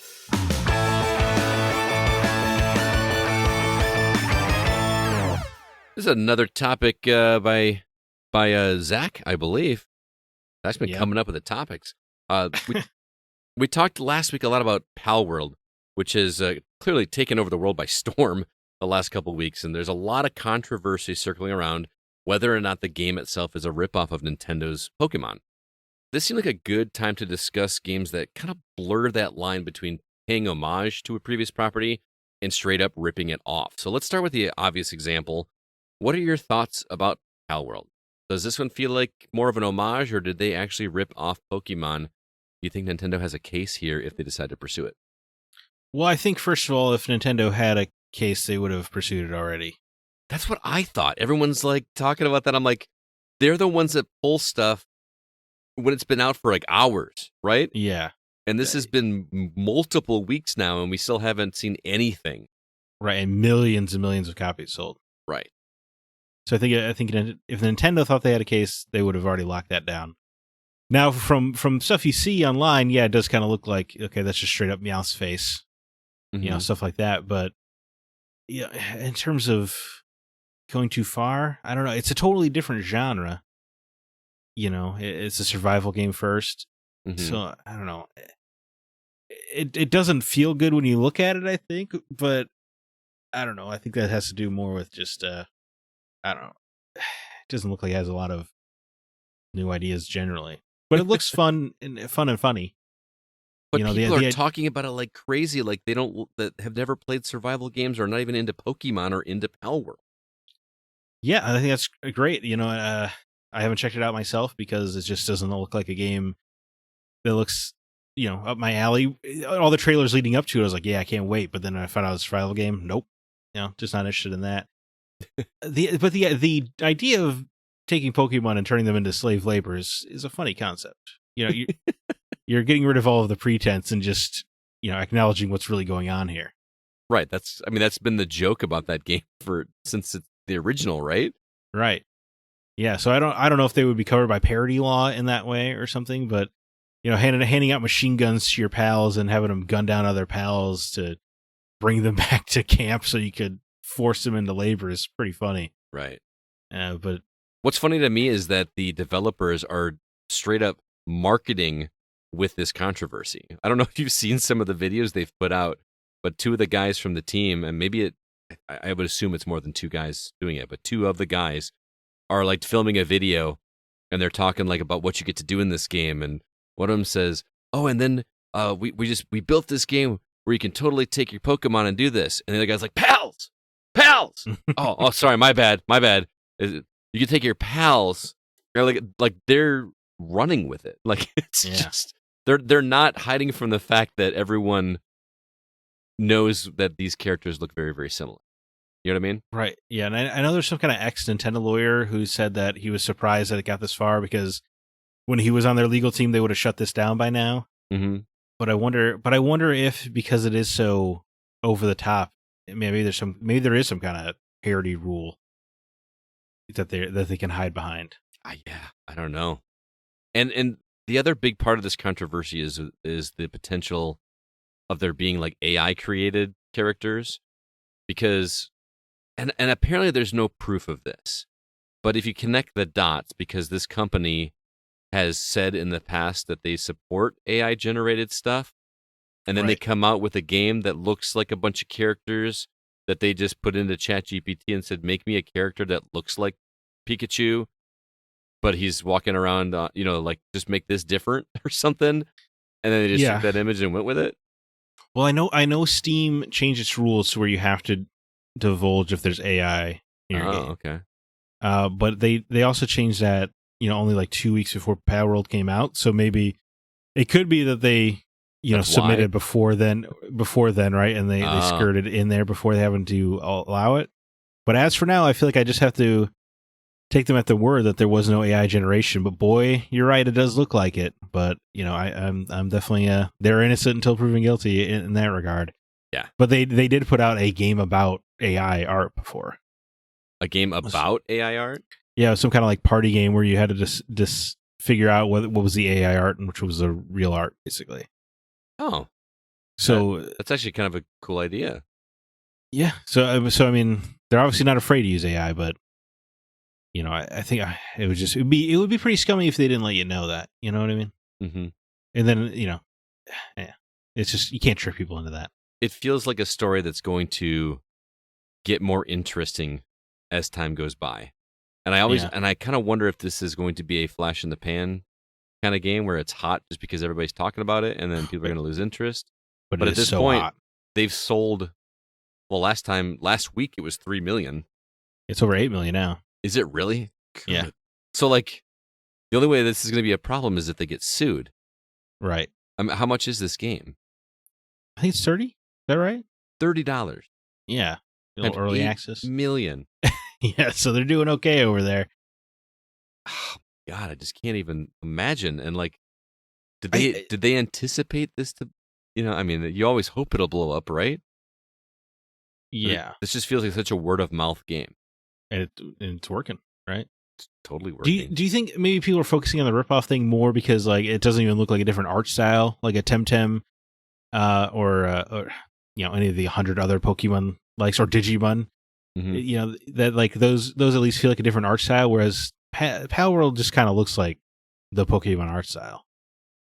A little bit, but I would argue that things like Digimon, if you could think of it from the card game standpoint, it's the same thing. It doesn't play exactly the same, but at its core, Digimon card game is a card game, just like Pokemon was a card game. Sure, different rule sets, of course. Yeah. But and also, yeah, but like you could put a Digimon and a Pokemon side by side. I could tell you which one the Digimon was. Oh, I see what you're saying. So like, just but I style. I just don't think I don't know if I could do that with a Pokemon and a PAL. No, I mean I'm not that familiar with them, but yeah. I just wonder if that's why people are focusing on it more. Maybe because Nintendo ripoffs are a dime a dozen. Oh yeah, we're gonna get to that. Yeah. There's plenty of them. So, so what do you think? So is this homage or is this ripoff or is it still a gray area? I think it is straight up ripoff. Okay, but I don't think that's necessarily illegal or even a bad thing. There are Nintendo ripoff games I adore. A ripoff is it's since time immemorial in the video game industry. Ripoffs have been a thing. Mm-hmm. So we wouldn't have Halo if games didn't rip off Doom. Yeah. And so forth. Like which one, you go back and like, what is the original of this? Doom has to be. Right? Were there 3D games? I know I read the Masters of Doom book. I can't remember if there were even like 3D maze games back then. Were there? Wolfenstein 3D would have preceded it, right? But it didn't take off nearly as. But exactly. But it was also the same developer, so.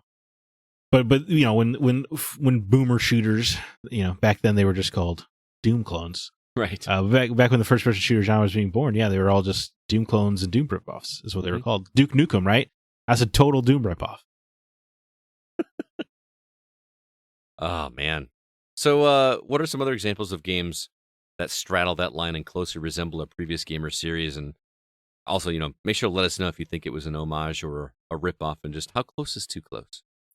Well, for the very first thing that came to mind is a game I love dearly, and it is a total Zelda ripoff. That's Darksiders. Yep. Right? I mean, it is so close that when you solve a puzzle, they give you a little chime. Right. Like you have a boomerang. It just has an extra, instead of it just having 2 pieces at the end. Right. It's got 4 sides or whatever. Like. Yeah, you get a sword, but it's triple the size of the Master Sword because you're a total, demon badass, It's just, ripoffs happen. It's just what it is. Or last year, El Paso Elsewhere, right? The only reason I checked it out is because it was a Max Payne ripoff. Right. And I think a lot of times these games are born from developers thinking, well, so-and-so doesn't make this game anymore. Remedy's not making a Max Payne game. I guess I'll do it. Nintendo's not making dungeon-based Zeldas anymore. I guess we'll do it. Right. I mean, and that's kind of what Pal World feels like. It feels like, again, not for me, but it feels like a Pokemon game that people have wanted for a long time that Nintendo's hasn't been willing to do. Yeah, people have been clamoring for a truly open world Pokemon game forever, right? Mm-hmm. Here you go. Yeah. I guess it's a survival game. Taste may differ there, but you can actually use your pals, not Pokemon, for different activities, like having them build houses or you get to hang out with them in the world. I feel like Pokemon fans have been wanting that forever. Right. They probably wanted to cook them up and eat them too. Boil them, stick them in a stew. Have you seen how graphic it is when you kill your pals in that game? No, I saw that they get little X's over their eyes, right, or something like that. No, I mean it's violent. Like you beat them to death and stuff. It's pretty messed up. Yeah, dude. Well, man, really selling me on this game. but in terms, I guess you wouldn't have the Darksiders franchise at all without Ripoffs, right? Because Darksiders 2 is just a Diablo clone in terms of all the gear and loot systems, and then Darksiders 3 was just straight up a Dark Souls clone. Yeah. So that's a whole franchise that's based on Ripoffs, and I love it to death. I mean, you literally have the heart system. They just changed them to skulls. Yes, which is way cooler, obviously. Yeah, it's more edgy. Yeah, and instead of having an annoying fairy that goes, "Hey," you have an annoying Mark Hamill that goes, "You're a dog." Yeah. It's good stuff. He was still pretty cool. Yeah, or you wouldn't have Prince of Persia: The Lost Crown if people weren't ripping off Castlevania and Metroid. That's a good point. Yeah. Yeah. Or more directly, remember Shadow Complex back in 360? The game was wonderful. I love that game. And it is just Super Metroid. I've been really tempted to go back and replay it. I've replayed that one a bunch of times, and it's just so good. It's extraordinary. Yeah. And that's a game where Chair was just like, we just wanted to make Super Metroid. Yeah. So it's just these games are what they are. There's a whole genre of Souls-alikes. Ripoffs are just part of the games industry. Honestly. I mean, and we don't often complain. I'm trying to figure out why Palworld is getting more negative attention than any others are. Because like Darksiders, we were all celebrating it when it came out. Yep. And that it was just Zelda, but M-rated. Well, I feel like the mindset of society is a little bit different now in the gaming world than it was 20 years ago. I don't know how old that game is. Darksiders? Is it 2011? Does that sound right? That sounds right, but I would have to confirm. Yeah, maybe 2010. But anyway, a long time ago. What is different? Do you think? I just think people are much more easy to anger and to point fingers and is virtue signaling the right term? Like we're like pointing out somebody's fault and getting angry about something that or saying that this company shouldn't be allowed to do this kind of thing. I feel like nobody cared 20 years ago. There is a whole culture of people want to be the person who gets someone or something in trouble. Mm-hmm. Right? They want to be the one who was smarter than everybody else and figure out this is a ripoff. Exactly. Or whatever. Yeah. What are some ripoff games that you adore? Like I look at something like Tunic though, and I'm like that feels like an homage to Zelda. That feels like an homage to me. Yes, because the gameplay is not the same. That feels more like even though I've not played it, that feels more like a Souls-ish. I'm not going to say Souls-like, because the combat is difficult, but it feels more like a game about discovery and figuring out what to do next instead of it just being like, okay, I'm going to go to this puzzle and I'm going to do this dungeon and solve the puzzles there and go to this dungeon. Yeah, this is a use your brain to figure out what to do next kind of game. And by the way, it has some hardcore combat in it as well. Right. But so there is a way to do a classy homage. I just don't know if game developers are as interested in it as like, I just kind of want to make the game I loved as a kid again. Yeah. And I always wonder if anybody ever just goes to these companies and say, hey, listen, I want to make this game. Can I have permission if I give you guys credit and say, hey, this is inspired by or something like that? Has anybody ever done that? Or is it like a worry that they're just going to say, no, it's not happening? I guess I could be making this up, but I could have swore that's how that Castlevania Dead Cells DLC happened. Oh, really? Like they went to Konami like, hey, we're going to make a game inspired by Castlevania, but if we get the license, that would be even better. And Konami said, but I couldn't be making that up. Okay. But I do know the Cadence of Hyrule. That was the people that made Crypt of the Necrodancer. Yes. Who we went to Nintendo and like, we want to do like a Zelda version of this. They're like, yeah, sounds great. So it does happen. And I feel like Nintendo's kind of loosened up a little bit on that. Remember like when they had Mario characters in a Ubisoft game? Right, or in NBA Street. Oh, yeah, I forgot. That was even longer ago. That was GameCube era. Yeah. I forgot about that. that game was funny because Mario and Luigi just showed up in their overalls and Peach was in an actual like basketball uniform. Right. Yeah, I remember because that. we all know That how was funny. great it feels to play basketball in overalls. In overalls. Yeah. Yeah. Anyway, the ones on my list, you said ones that I adore, but I don't know if I would consider all of these ones that I adore, but they seem like obvious choices. Fortnite. How is that not? Oh, yeah, you're right. PUBG. Like, it's just straight up. Oh, God. Like, it just, Fortnite was more popular. Dude, and you're right. And Fortnite wasn't even that originally, right? It was a tower defense game where, like, you built stuff during the day and at night you defended it. Like, it was like horde mode of the game. Yeah.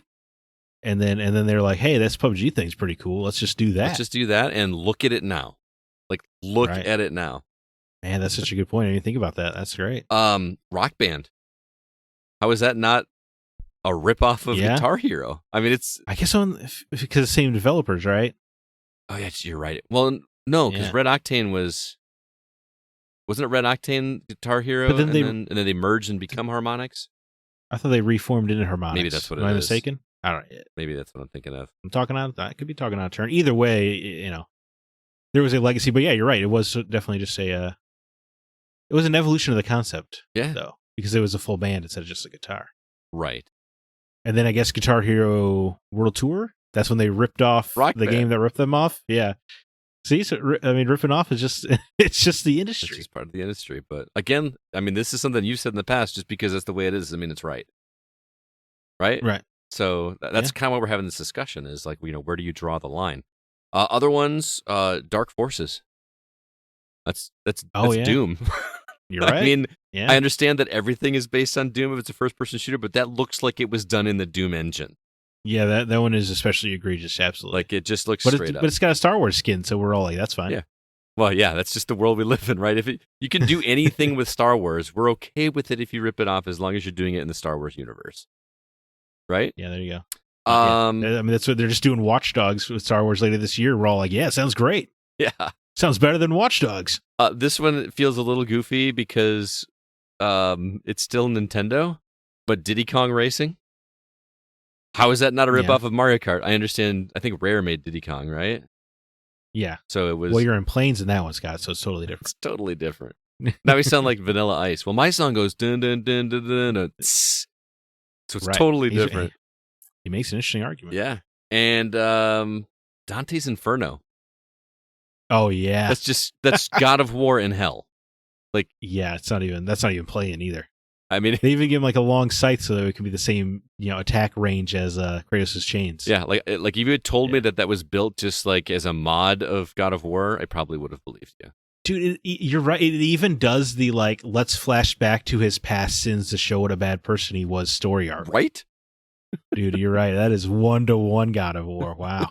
That's a really good one. Unreal. Great game, though. I love Dante's Inferno. I actually recently repurchased it because we did a Patreon episode of it like a long time ago, and after hearing it, I was like, man, I want to kind of go back and replay that because I was pretty messed up.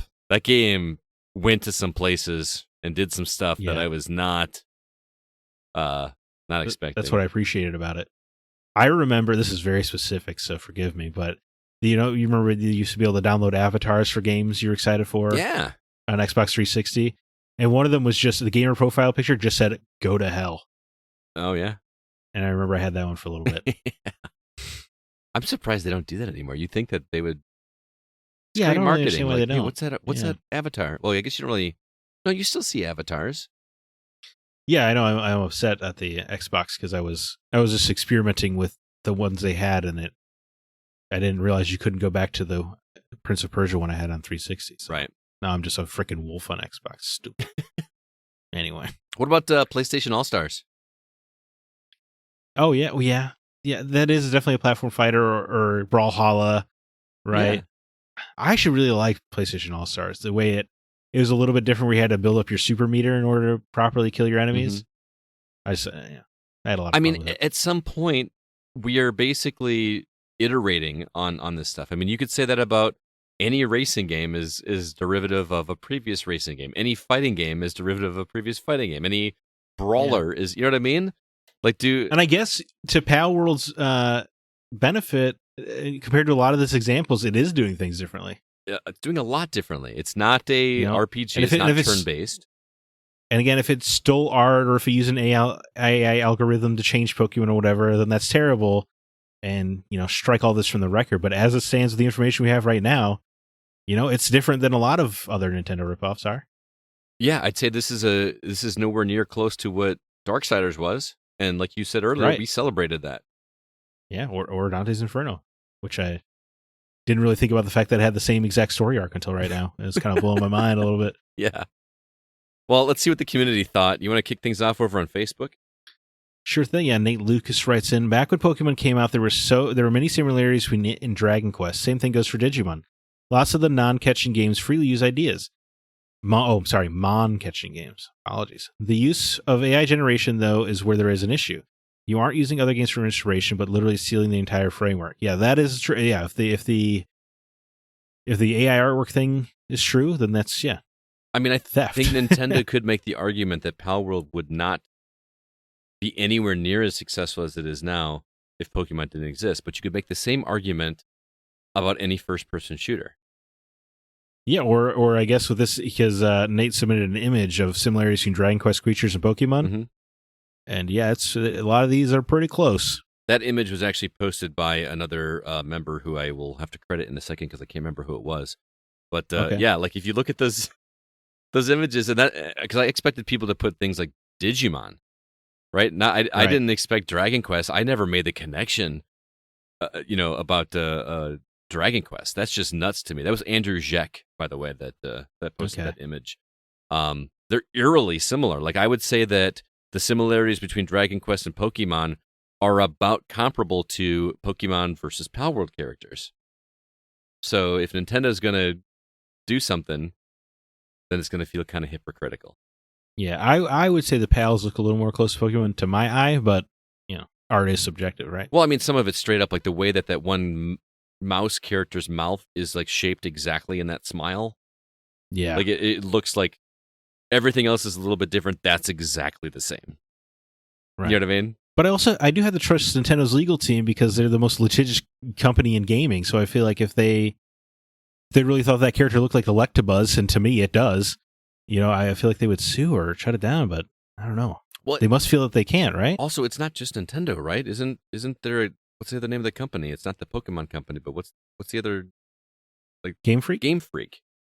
Like everyone's talking Nintendo, but shouldn't they be interested in this, or was it because Nintendo started it? Yeah. Well, I think it's just because Nintendo knows how to sue everybody very well. Right. Sean Coates also had a comment. He said, this actually is kind of related to the topic I've tried pitching recently, and that has to do with spiritual successors. These come in many forms, but the one type that relates to this case with Palworld and Pokemon are those games made by a different studio and that go by a completely different name that carries on a legacy left by the original makers that for one reason or another has been forgotten or left behind, except for Pokemon, which is still going strong. These spiritual successors in question also play similarly to the game that inspired it, SimCity versus City Skylines. I didn't think about that one. Right. That's or perhaps Dead Space versus Callisto Protocol, or how about Banjo-Kazooie versus Yooka-Laylee, or also Outrun versus Slipstream, a game I reviewed a couple years back. All these examples prove that this isn't a recent phenomenon. I can't speak to the case of Palworld as I haven't seen any gameplay, but plus I'm not that familiar with and have never played a Pokemon game. I can't speak to whether it's a ripoff or spiritual successor. We can leave that debate to the lawyers. Yeah, well said. Yeah, well, yeah. I mean, a lot of his spiritual successor examples, though, like Dead Space and Callisto Protocol, are like, or Banjo-Kazooie and Yooka-Laylee. Those are examples of the people who made the original franchise not being able to continue it and be like, well, I guess I'll have to do my own legally distinct version. Fine, I'll do it myself. Yes, exactly. Yes, definitely the Thanos moment. Yeah, because I mean, it was some of the same team that did Callisto Protocol, right? Right. Yeah. Same creator. Yeah. Yeah, and Yooka-Laylee was famously a bunch of rare devs and the same composer. Well, and didn't Banjo-Kazooie come out after Donkey Kong 64? No. It was the other way around? Yeah. So Donkey Kong 64 kind of ripped off Banjo. Well, there was the same team. Oh, okay. I'm just was both rare. I'm just supporting your statement, man. That's all I'm doing. Yeah. Rare likes to make those collectathons. There's no question. We all loved them, though, man. Of course. Yeah, of course. Banjo-Kazooie rocks. Want to hit the next one? No. Oh, yeah, I'm sorry. Ethan McBee here. It sounds like the developers of Power Worlds have a long history of ripping off other games. I will gladly spend my time and money elsewhere. I mean, that's a good point, Ethan, of like, if you have a problem with it, don't support it. Where else have they ripped off? Or what have they ripped off? I guess I am not familiar enough. I'm not either with their catalog. All I know is about that AI art game, because that was people were using that as an argument for why this game has AI art. Yeah, but then if you're going to do that, then any Scene It game would be a ripoff because they use scenes from films to do a trivia game. But I'm sure they probably license them, right? Yeah, I would have to get. And they're also not using an AI art generator to be like, hey, show me a clip from The Shining, but make sure it's legally distinct. Oh, is that what it is? Make sure it's lawyer proof. Replace Jack Nicholson with this guy in our studio. Like they're not doing that. The big trend right now, like on TikTok, is people using AI to have their own voice covering a song. You know what I mean? Like they're listening to a recording of themselves singing a song that they didn't actually sing. They gave a sample of their voice, and then took a song that they liked, and now have a version of them singing that song, but it was created by AI.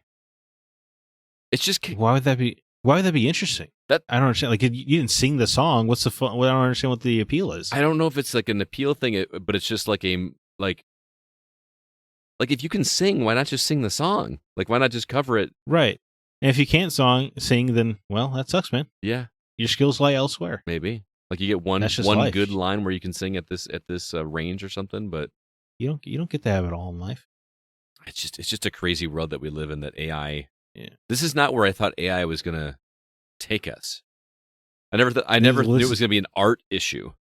This is the beginning steps they skipped over in Terminator. Yeah, right. We never heard about that. Yeah. Before we need to see a pre-Judgment Day version of Terminator. That's what Terminator 6 needs to be, or whatever number we're up to now, because they stopped numbering them after 3. Just the days leading into. Yeah. It's just the AI art.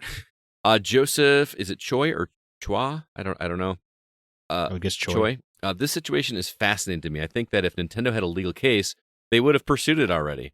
There's no question that inspiration was taken, and it's almost certain that generative AI was used for conceptualization, although the designs were touched up by hand and are in some cases improved as a result. Again, I'm not saying that's what happened. That's Joseph saying that, because I do not know. However, this is now him talking again. However, proving the use of generative AI and that they overstep some boundaries is quite another matter and maybe impossible. Even if one tries to go in a case by saying to prove that the game is stealing, it's not going to change anything because none of the actual designs are one-to-one. The names are all changed, the final designs are touched up by actual people, and the gameplay loop is closer to Ark Survival Evolved than to Pokemon. All things considered, I think they towed the line just on the edge. As some YouTubers have pointed out, Pokemon's gameplay is essentially from Shin Megami Tensei, and many of its creatures are inspired by games such as Dragon Quest, as well as mythical creatures like dragons and real-life animals. No one owns the concepts of catching and enslaving little chimeric monsters that are hybrids of things we can recognize. The success of multiple franchises in this space proves that innovation in this field breeds evolution. And hopefully, if Nintendo takes anything from this, it's that Pokemon desperately needs to evolve. That was a very well-stated comment. It absolutely is, and it just puts into focus that we need to fast-track laws in AI. Yeah. Because if it is not illegal to use generative AI and then touch it up, but how is that generative AI learning if not by stealing artwork from the internet? Yep. That's the only way it can. Yeah. So yeah, an AI cannot create art; it can only steal and repurpose art. Correct. So we have to figure out. We have to get the laws on the books for this stuff, because it's just the way it is right now. It doesn't make any sense. There are copyright laws for a reason. You can't just put in every book written by Stephen King ever and be like, hey, write me a new Stephen King book, and then put it on the shelves. Right. But I think right now with the laws, you could. Yep. So we need to figure this stuff out. Unfortunately, fast. People that are making those decisions and judgment calls are at an age that they don't understand what that means. Correct. I think that the median age of our Senate seems to be 92. I think that the technology is moving at a faster clip than the age of our people in charge are able to keep up with. Yeah, I think unfortunately you are very correct. Jay Wade writes in, the game falls under parody, and Nintendo knows they can't touch Palworld unless they use exact names, assets, or designs that look exactly like their properties. Nintendo already said they are investigating Palworld to see if any break these rules. I personally hope it puts a fire under Nintendo and Game Freak that they make a Pokemon game like and better than Palworld for the Switch 2. Jay, here's the thing about Pokemon, though, is they don't have to. Yeah, because people are going to buy it anyway. Yeah, they have a proven track record of selling you the same game twice every time they put out a new entry and everybody buying it up. Yeah, could you imagine if there was like a Pokemon Red Blue collection on Switch? It would sell out. Of course, absolutely. And for that matter, I mean, this kind of goes backwards from what I said earlier. That have you ever played a not great Nintendo game? I hear people complaining about the latest Pokemon games, like they're not digging them. I don't know what that means. Well, I guess you could defend that and be like, well, it's actually developed by Game Freak. Okay, there you go. Nintendo only has a controlling interest in Pokemon. They don't own Pokemon. Would it be really funny if Nintendo did this though? They made a Palworld competitor where but they call it Pokemon World or something like that, and they make the same kind of game, but they do use their actual Pokemon characters. Would be pretty funny. And then those 8 million sales would go up to 25 million sales probably in a weekend. Yeah. Right. Yeah. Yeah. Moving on to Discord, Brandon Lloyd says Palworld is actually pretty fun and a bit different than Pokemon. That said, they clearly paid a deep homage to Pokemon. Uncharted is a ripoff of Tomb Raider. Most games rip parts off of others. It is what it is. Palworld definitely is a little more blatant, but it has a lot of other features that Pokemon lacks. It's kind of hard to argue Uncharted borrowing from Tomb Raider. People always say that, but I don't really see the similarities. Really? At all? I mean, they Hunters? both. Yeah, but one is also a cover-based third-person shooter with very light puzzle solving. The other one is an adventure game where you occasionally run into enemies and is much more focused on figuring out the puzzles of tombs. To me, they both take Indiana Jones as the initial reference point. There you go. But I've never like when Uncharted was first announced and everybody jokingly called it Dude Raider. I just, outside of the fact that they both love Indiana Jones, the connections are not too deep until you get to the Tomb Raider reboots, and those very much seem inspired by Uncharted. So it's the other way around. Yeah, that's the way I've always seen it as a big fan of both franchises. I never understood the Uncharted ripped off Tomb Raider thing because they just feel they don't play similarly at all. Yeah, that's fair to me. Thomas Bex writes in, this is an interesting question. I suggest we leave this to Nintendo's lawyers to figure out. Yeah. Sure. But where's the fun in that, Thomas? You got to speculate. Yeah. Got to guess. Yeah. God, it's exciting. Jacob Gunderson says, the design of Pokemon range from extremely simple to outlandish in both looks and lore. Psyduck is just a yellow duck. Squirtle is a turtle. Meowth has a coin. Togepi? Togepi. Togepi is an egg. The simpler something is the easier it is to find similarities. That being said, there is a boatload of similarities in Palworld. Hell, every time I catch a pal, I hold down A plus B plus down just for the added support. That's funny. I know Palworld is on the fence, but when I think of ripoffs, I think of all the craft games that came out right after Minecraft trying to ride that wave. We also don't have the time to discuss all the rivalries that came up years ago that were just the same game with different characters. We covered a bunch of those already, so. Yeah. Interesting take. Bill Gardner writes in, I think it's fine as long as it isn't a complete clone. Some designs of Palworld are super close, but the game itself is so much more than Pokemon with guns. It's more of Ark with pocket monsters instead of dinosaurs with some Breath of the Wild and Minecraft thrown in. For an early access game, it plays really well. Nintendo Game Freak should probably get a fire under their ass and realize they might actually have a competition in the Monster Collection genre again and put out a finished Pokemon game for change, but why would they? It's the most popular franchise in the world, and people buy it anyway. That's exactly right. Yep. It should create a scenario where they're like, man, we got to step up our game and really improve our quality, but it's Pokemon. Yeah. You'll buy it anyway. Exactly. It could be subpar, and they'd still pay for it and keep paying for it. Modern Warfare 3. You think people are going to avoid the next game? No. With how much everybody talked horribly about the campaign in this one? Yeah, exactly. Yeah. Kevin Honigford says the Pal World story is interesting because it's the first time someone might have thrown a punch at Pokemon that landed. There are numerous facets to the story, such as the blatant copying of Pokemon, but what about Digimon, who played their hand at all the media battlefronts, including TV, books, and movies? What about Koromon? And there's literally hundreds more of the monster catcher genre out there, all with numerous objects closely resembling something from the others. Then there's the stories that claim Pal World devs use AI to create the game. Nobody seems to remember seeing the game announced back in June of 2021, though, with development already well underway. I remember seeing it on Kickstarter even before that. I think that practically every game out there is, quote, copying or paying homage to others because ideas inspire ideas. There's Mega Man clones, there's Zelda clones, there's Metroid clones, on and on. I seriously don't get what all the fuss is about. I think as long as you don't exactly copy others' work, it's fine. And I just love so many interesting insights this week. I'm really, really digging this topic. Yeah, it gets people talking, that's for sure. Pal World, game that took over the world. Finally, Paul Hine writes in, some would say the difference between homage and ripoff is defined by intent. Others would say that it is a distinction without a difference. Me, I'd lean more into the first camp. Artists use as a muse the works of those that came before. Given enough time and PhDs, anyone can label such works as derivative and unimaginative. However, innovation based on previous works such as wonders gave us wonders such as George Lucas' little knockoff of Seven Samurai. We wouldn't have today's Stranger Things without 1988's Akira, or that based on the 1982 manga of the same name, objectively even more bonkers than the film. In video game land, a whole genre of knockoffs ruled the landscape for a time. Enter the glorious Doom clones, Hexen, Heretic, Blood, even Lucasfilm's A Wonderful Outlaws. Yeah, dude, that game rocks. The entire first-person shooter genre was called by the most successful 3D game of that time. Each one adding to mechanically and graphically, some straight off ripping off the sprites to try and set them apart and take part in that sweet, sweet Doom money.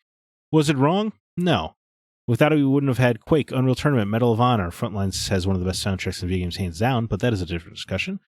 Or eventually Battlefront and Call of Duty. Today we have the whole genres labeled by the games that made them great. EX, Metroidvania, roguelikes, etc.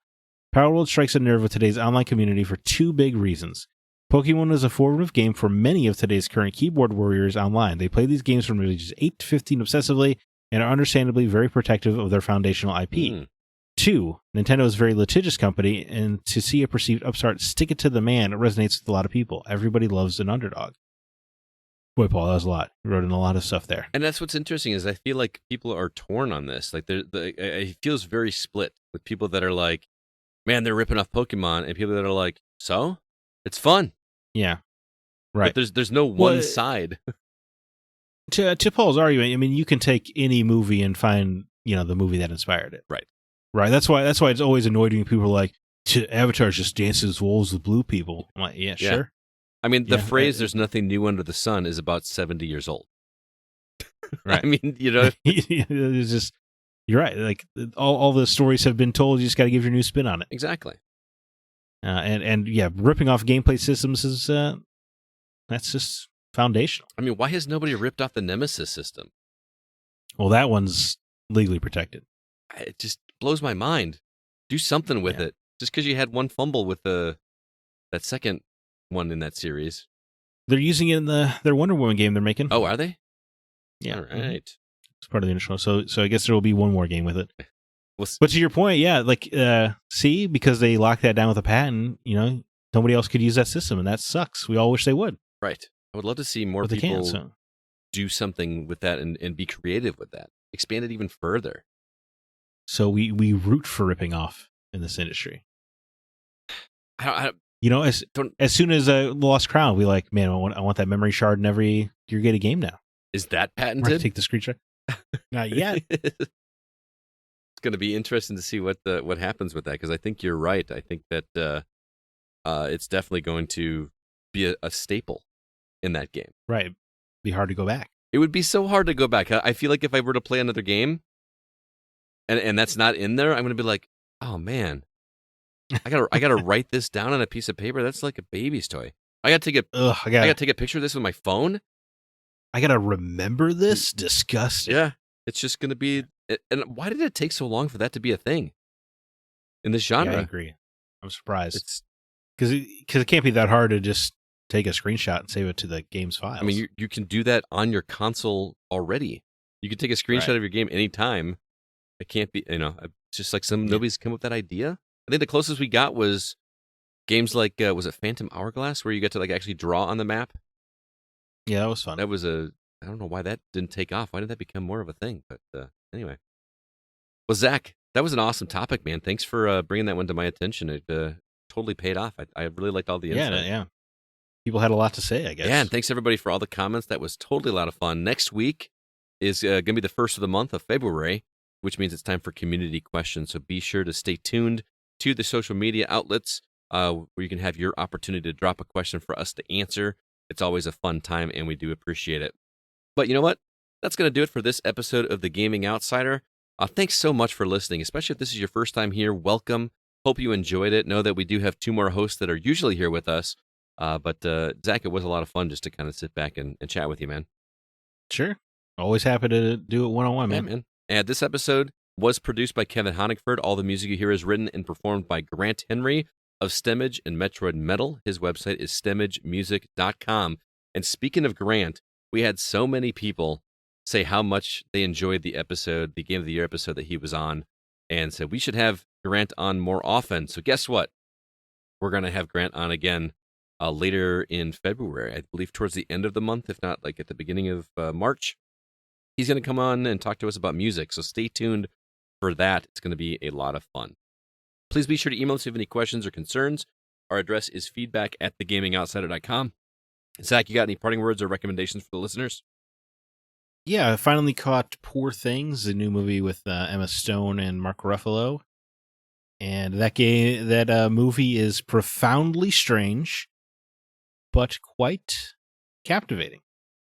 I thought it was really great. It is, almost like a Frankenstein story, but the monster is a young woman, and it's an interesting coming of age story. It's very much about a female empowerment and a woman learning about her own independence and kind of taking charge of her sexual destiny as well. It's a very sex forward movie. Oh, so if you have any reservations about that, is it a female director? I do not know. Hopefully, maybe she can get nominated for an Oscar. Oh, sure. Whatever. I don't have time for all that drama. But Emma Stone is brilliant in it. Just really incredible work. You sold me on sex forward drama with Emma Stone. I mean, that's all you really had to say. Sure, yeah. If you've been dying to see Emma Stone naked, it's going to be happening a lot. Oh, so something to look forward to there. All right, if that's what you're into. Very cool. Every bit of the business. But it's just a very powerful story, and it resolves very well. I really came away liking it a lot. Nice. Really thinking about it. Very cool, man. I'm what going about to you? check that out. I got a album recommendation. I know you're not a big music guy, but are you familiar with the band Bowling for Soup? Sure. They do it in 1985. Yeah. Them? Which wasn't their song okay. originally. That was originally done by a band called SR71, and they sold the rights to Bowling for Soup, and Bowling for Soup made it more popular. They even changed some of the lyrics. I guess SR71 probably kicking themselves, right? Ripped off SR. No, just anyway. Bowling for Soup is a band that I've always liked. I discovered them when I lived in Texas back when they weren't huge yet. They were because they're from Texas. But I discovered an album a couple years ago, and I've been re-listening to it. It's a live album, which I don't know how you feel about live music, but it's called Acoustics in a Freaking Church.